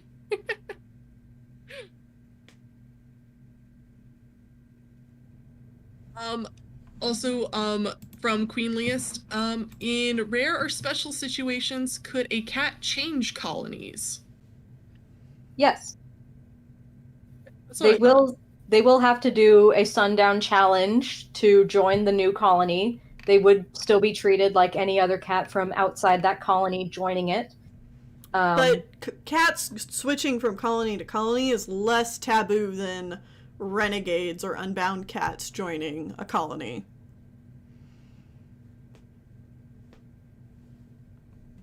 Okay, so some general questions I've seen in chat keep popping up.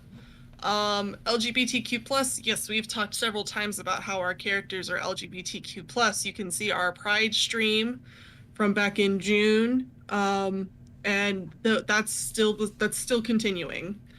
And we also have a frequently asked questions document in the description. So if you have any questions, check there first before asking. Mm-hmm. We also have had quite a few people now asking if they could write fan fiction with our story structure and lore. Absolutely. Just don't send it to us because we can't read it. Yeah, it is literally illegal for us. Well, not illegal. It's literally very taboo and not good. For us. Yeah, sketchy territory for us to read it, because then if we take any inspiration from your fan fiction, while we love that you write it, then that becomes not our original idea, and that's not. Well, if for any reason they would have an idea that is similar to something that we already have written, but hasn't showed up in the show yet. Mm-hmm. Yeah, but yes, feel free, go at it. I love it. Go out there and create. Yes. New claws do sit vigil the night they become rangers, specifically on the night of the full moon. There isn't a ceremony that takes place for kittens becoming new claws, however. Correct. Yeah, Because and I saw that question going around as well. Would cats with a close relationship to dead cats sit overnight to send their spirit? I believe we decided that nights of the new moon are days where they honor the dead, honor the fallen of the past month. Mm-hmm.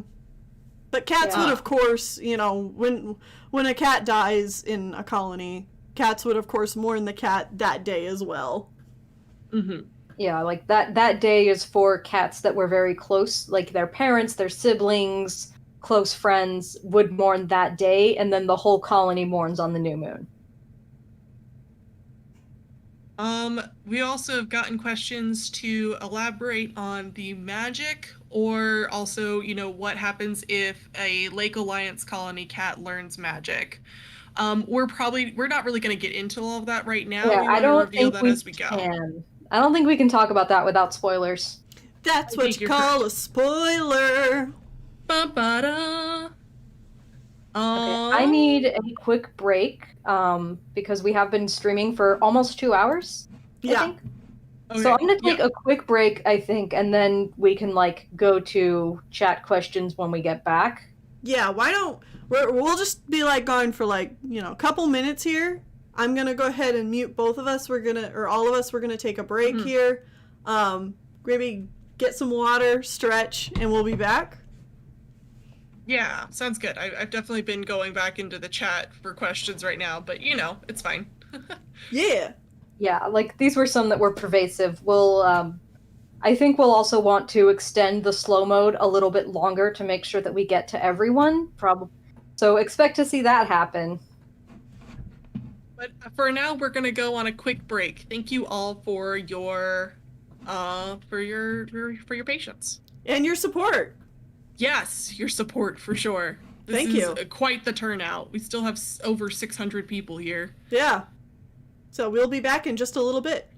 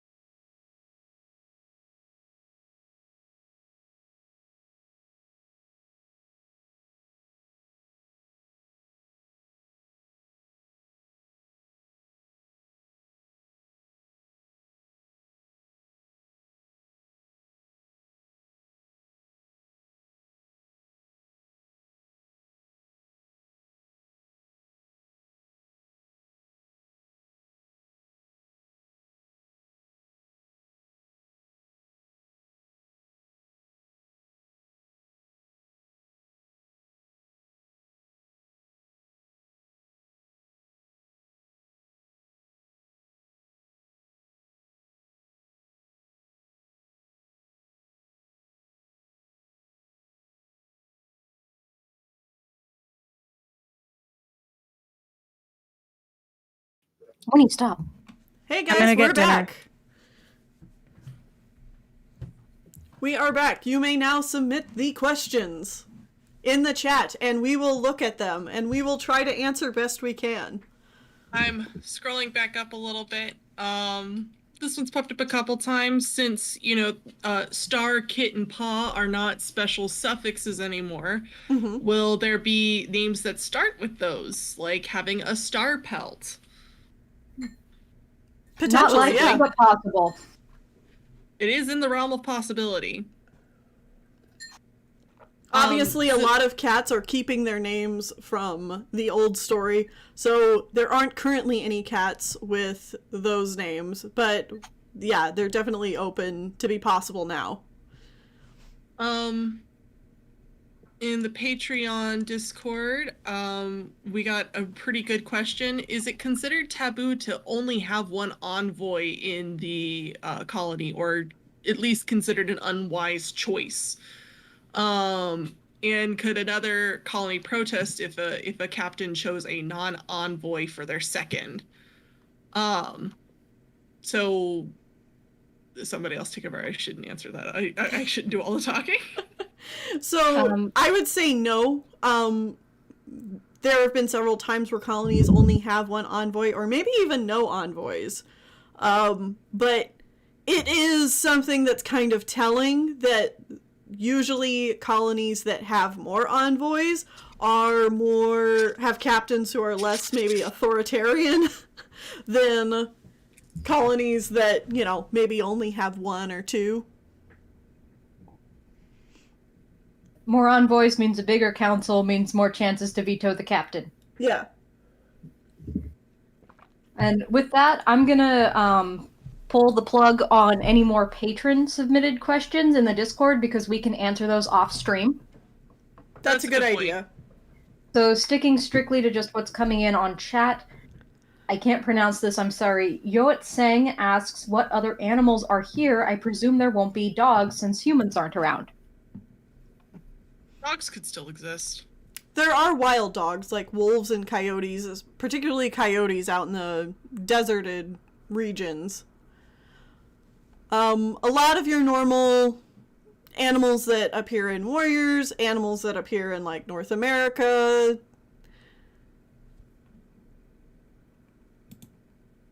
Sorry, don't mind Noki. General animals that you would expect to see in this kind of environment will be present. Yeah. I'm also going to say if I ignore your question, it's because the answer is probably a spoiler. So don't ask multiple was a part questions. of things before. Yeah. I want dinosaurs. No dinosaurs' teeth. I just want dinosaurs. I've seen a couple people now make questions about disability, such as Delirious Cat and Enderal. So if a cat is born with a disability, such as blindness or deafness, or they have some sort of paralysis, like are they forced into a role, or do they still get to pick, or what goes on there? And like I don't think we've entirely worked this out, but my general thought is, yeah, they still go through training and still get to pick. They might, depending on the colony, they might get pressured into certain roles, but it's going to depend on the colony and the captain at the time. They'll be trained to whatever level they can complete. Mm-hmm. All right. Stormy says, in the first episode of Clouded Moon, was there or is there an unspoken bond between Hawkshell and Elmtail? Yes, that will not change. Yep. They are friends. They are good friends. Licorice the Pug asks, can cats have the prefix or suffix star? It's on the table. None of them have it right now. Yeah. Rabbit on the Moon asks, are stars, shooting stars, the Milky Way, and other celestial phenomena significant to the Alliance cats? What about cloud shapes? They seem to be very sky-focused. They are, and those kinds of events would be taken as omens. Whether they are good or bad omens kind of depends on the situation that the colonies are in. I lost my spot. Gotta scroll back up.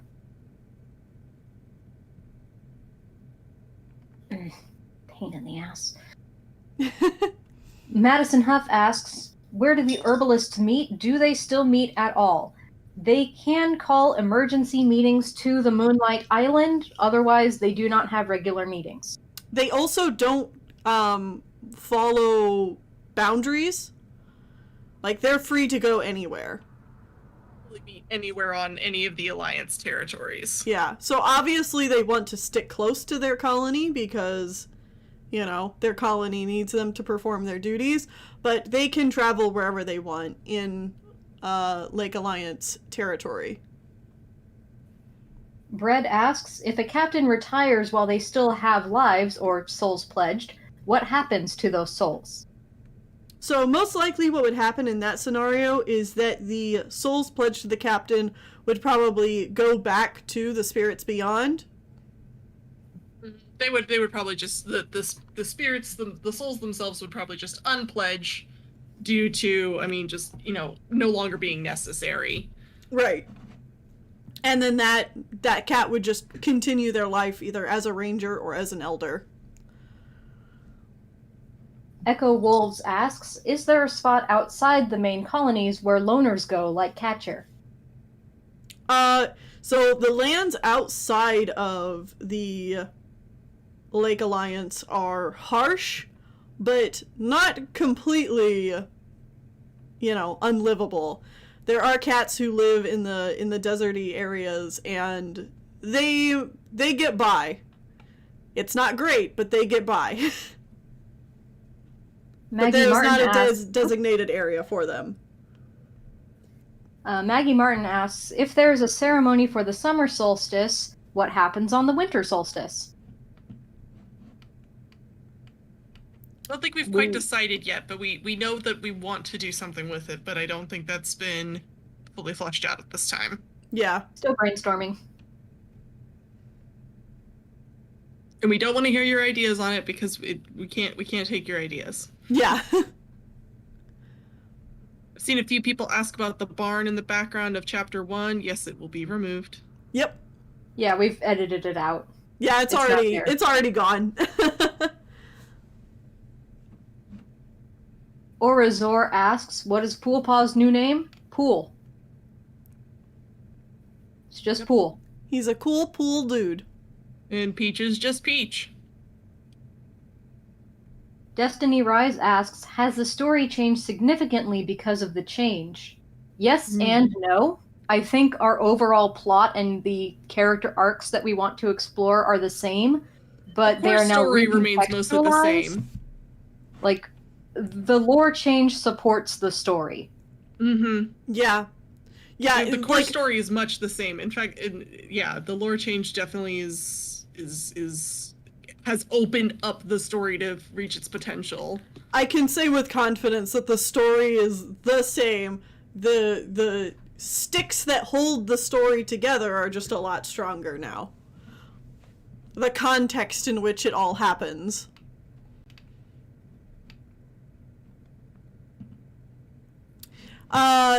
Nivres asks, how long are rangers in training for specialization usually? Also, when an outsider is joining/doing the sundown ceremony, can the council be biased against them? Absolutely. Absolutely. If a cat does a sundown challenge, they could complete it perfectly. But if the council is just like, yeah, well, we don't like your face, too bad. Mm-hmm. And then for how long rangers in training for their specialization, that is just also more of a case-by-case basis.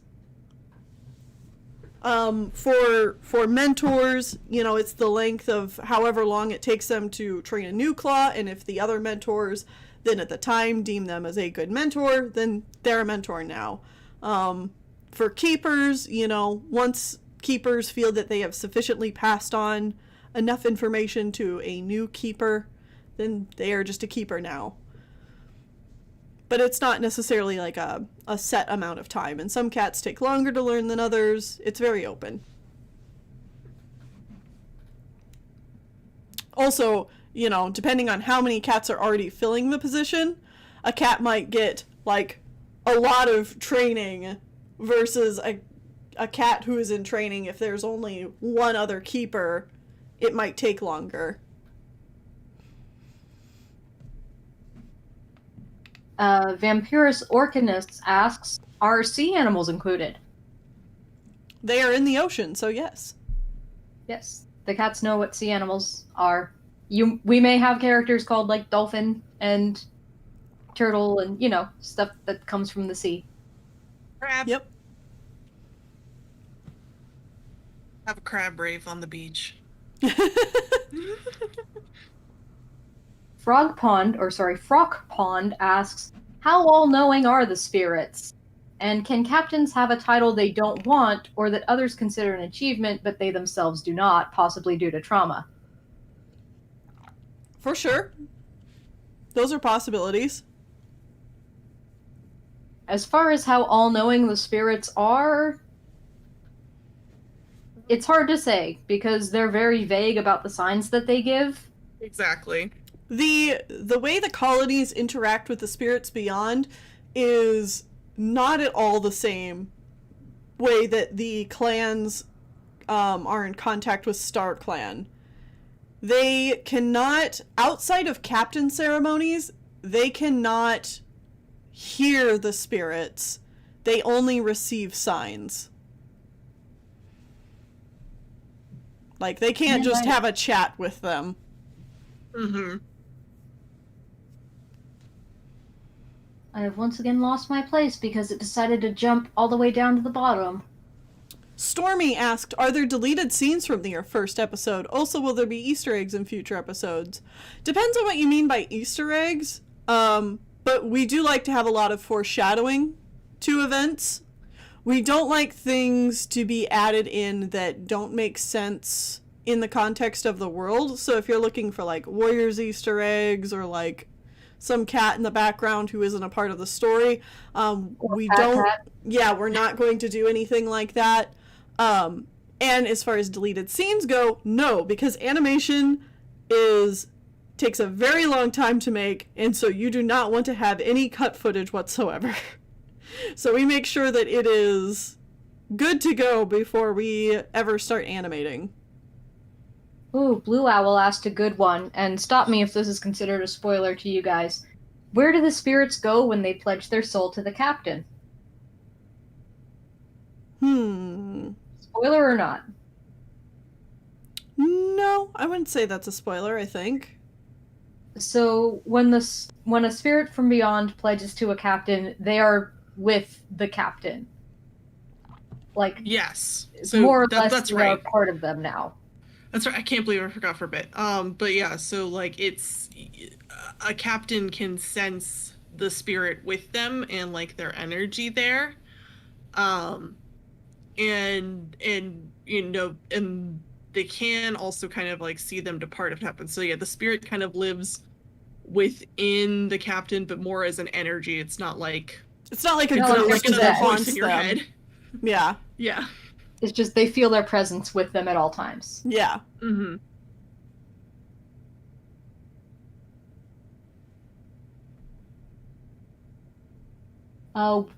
Orangutan25 asks, would the herbs that the herbalists use in the colonies be new and different from warrior cats?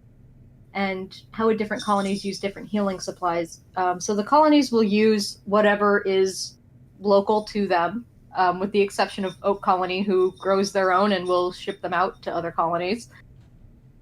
As far as the herbs that are actually used, we'll probably have to look into world building that a bit to see what herbs are most available in these areas and, what their effects on cats would probably be, because we're not just going to assume that what this would do for a human, it'll do for a cat.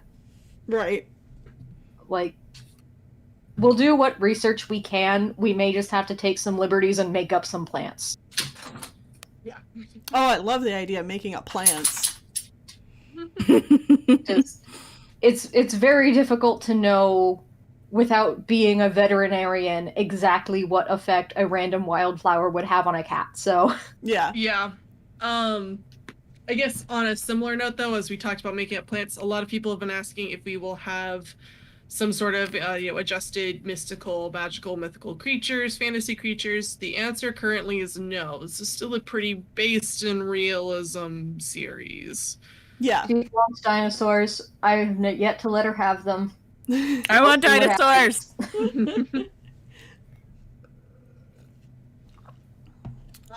And like we said before, I see other questions like this that are similar. What kind of magic do the outside cats practice? That's a spoiler, and you'll just have to wait and find out. We do try to keep the magic side of things, pretty naturalistic. Pretty grounded, yeah. Yeah, like cats aren't going to be flinging spells at each other or anything like that. I don't know of any kind of levitation either. I think I saw something. Dude, that would be crazy. It'd be nuts, but it is a more like naturalistic type of magic. So that is the best you're going to get out of us from right now. Spectre Wing also asks, does Golden Pelt have more power within a field colony since Forest Leaf and himself comprise half of the council? Also, is Golden Pelt's mom ever biased because he is her son on what he suggests? Oh, absolutely. Swifttail loves her baby boy. She's also not... She's not a passive member of the council, but she's more of a like, yeah, okay, that sounds like a good idea. He's not super, strong-headed in it. Like she's not a super pusher in the council. She's active, but she's not like a leader in the council, if that makes sense. Yeah. Most things that Forest Leaf and Golden Pelt suggest, she's probably like, sure, sounds like a good idea. I wasn't trained for this, haha. Sriracha Sauce asked, who was the legendary cat who got 9 pledges? We haven't quite discussed that level of deep lore yet. Probably one of the founding colony members. I'm not even sure about that. I think we might that might be a detail we just keep vague forever. Like, yeah, for all we know, they're a legendary figure. They might not even be real. Or maybe we do have some secret lore. Ooh. Ooh. I would have thought we maybe want surprises. Are spirits able... Maybe the story of that character varies from colony to colony. Like, oh, it was a marshlander who was the greatest at navigating the marshes. No, it was an oaklander who planted the first oak tree. Like, some that bullshit kind of like stuff. Their own tall tales. Yeah. Kaylee asks, are spirits able to corrupt a captain, or are all spirits just 100% good? See, that's the thing. The spirits aren't 100% good, because there is no heaven and hell. So if a bad cat dies, it goes to the spirits beyond, and they can pledge their lives to a captain. But as far as corrupting a captain goes, no. The captain is still fully in control of their actions. The spirits can just choose to pledge to whose vibes they vibe with the most. Joshua Gibson asks, is the story set in Africa? Because the map looks like West Africa. It kind of does. Oh, does it? A little bit, like the little round bit, but it's not set anywhere in the real world. It is purely fictional. Mm-hmm. Oh, that's cool, though. I can see where they see that, but with how zoomed in it is way too small of a thing out to be West Africa too. Yeah. Right. Montrainer Ash D asks, are there plans for a sequel series after Clouded Moon? Yes. Yeah. It's in early development. Really? Every time we go to make like ideas for that, we they come back and rework stuff in Clouded Moon, and it's like, oh, Black Sun is just up in the air. It's fine. We don't need it in to be concrete anyway. Dumb NB and Doomed asks, so the moonstone / pool doesn't exist? Correct. Correct. Cats do not need to travel to talk to talk to their ancestors. They're gonna talk to them have anyway. communications and spiritual moments with the ancestors. Spectre Wing asks, is Dawnfrost a summer solstice kitty? Aw, Come on. maybe. No, I think the consensus was that she was born in winter, but I don't remember. So, no, not technically. I've seen a couple of people ask questions about Nightpool. So Nightpool was brought into Field Colony when she was a kitten. So she did not have to complete any kind of sundown challenge or sunrise ceremony. She was just accepted into the colony as a kitten. Her relationship with Catcher is still roughly the same. It is obviously very taboo, but she has kept her relationship with Catcher a secret. The only cat who knows about it now is Spotted Shadow. Licorice the Pug asked, what happens if a cat is blessed by more than 9 spirits? We haven't discussed it, but my guess is that one of the other spirits gets booted out. Oh, that's a lot less like they can only contain 9, so if a 10th one tries to jump in, one of the other ones that's already there gets booted. Yep. And Ruby Mayer asks, hi, hope you're all having a good day. Thank you. Oh no, it disappeared. Where is it? Okay, here it is. My question is, does Wolfthorn still leave the colonies, and does he still meet Brother? I ask this because I would not really expect Rainfall would allow that. Rainfall has her own reasons behind her relationship with Wolfthorn. That's yes, all I'll Wolfthorn say. still leaves and returns. Wolfthorn and Rainfall are complicated. That's all I can say. And let's see. What was the thing I was saying? Oh, I've seen a few people now. Are we going to be deleting and or remaking Chapter 1? We will be remaking Chapter 1, with the new lore. I do believe the consensus was that we would leave the original one unlisted. Yep.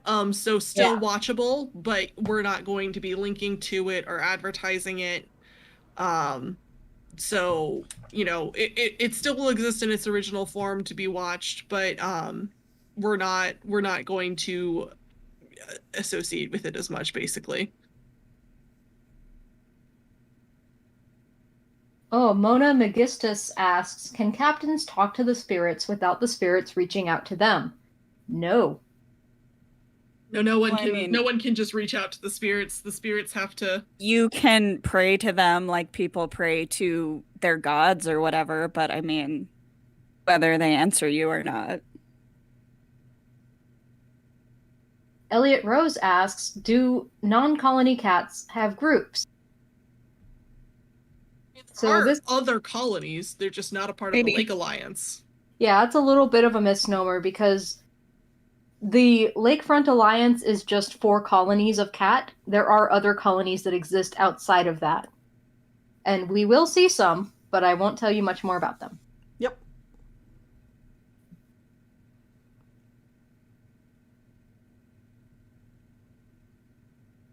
This is a lot of information. That's why this is going to stay up. Exactly. And I saw some people ask this, like way earlier on. People asked if there would be videos on this later.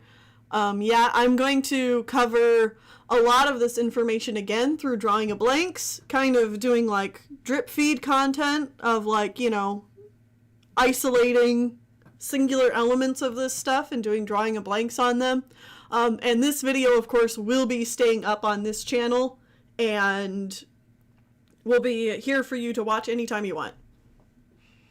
That being said, I think this is a great time to look towards wrapping up because we said we were talking about it. We think we were only going to go like another half hour.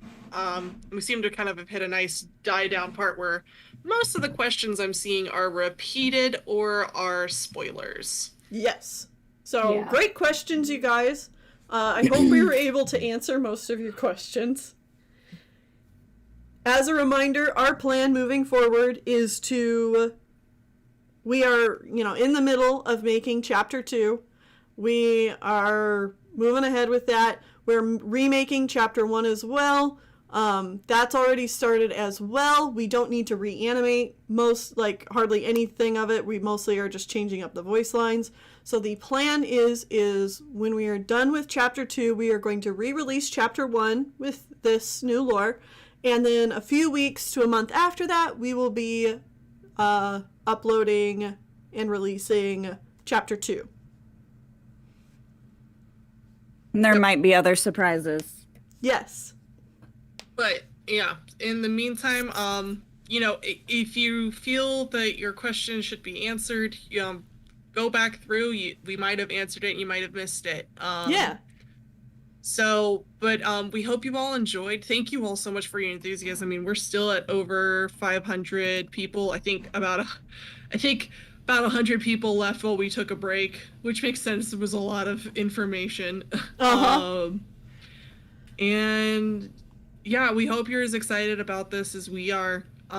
We will have links to some of this lore stuff for you to look at in your own time up on the Twitter and the public part of the Patreon. So feel free to check that out. I think we might want to edit the description of this to include those links. Yes. Once it's when this is uploaded. done, I'll go ahead and edit the description of this as well for you to take a look at all of that stuff. But yeah. Yeah. Thank you all so much. Yeah, thank you all so much. The support has been incredible. We appreciate it so much. Yeah, and we appreciate you guys, letting us take a little breather after episode 1 to figure this all out. Like I said, this was a lot of change to do pretty suddenly, but we could not be happier with the changes. Mm-hmm. It's a lot of work that we managed to do pretty fast, and yeah, it's ongoing. There are still more things where we're looking into how we can make it our own unique story and world. So thank you all for your questions. You've definitely contributed to some of that, and we hope you're looking forward to the re-release of episode 1 and then episode 2. Yeah. So good night, everyone.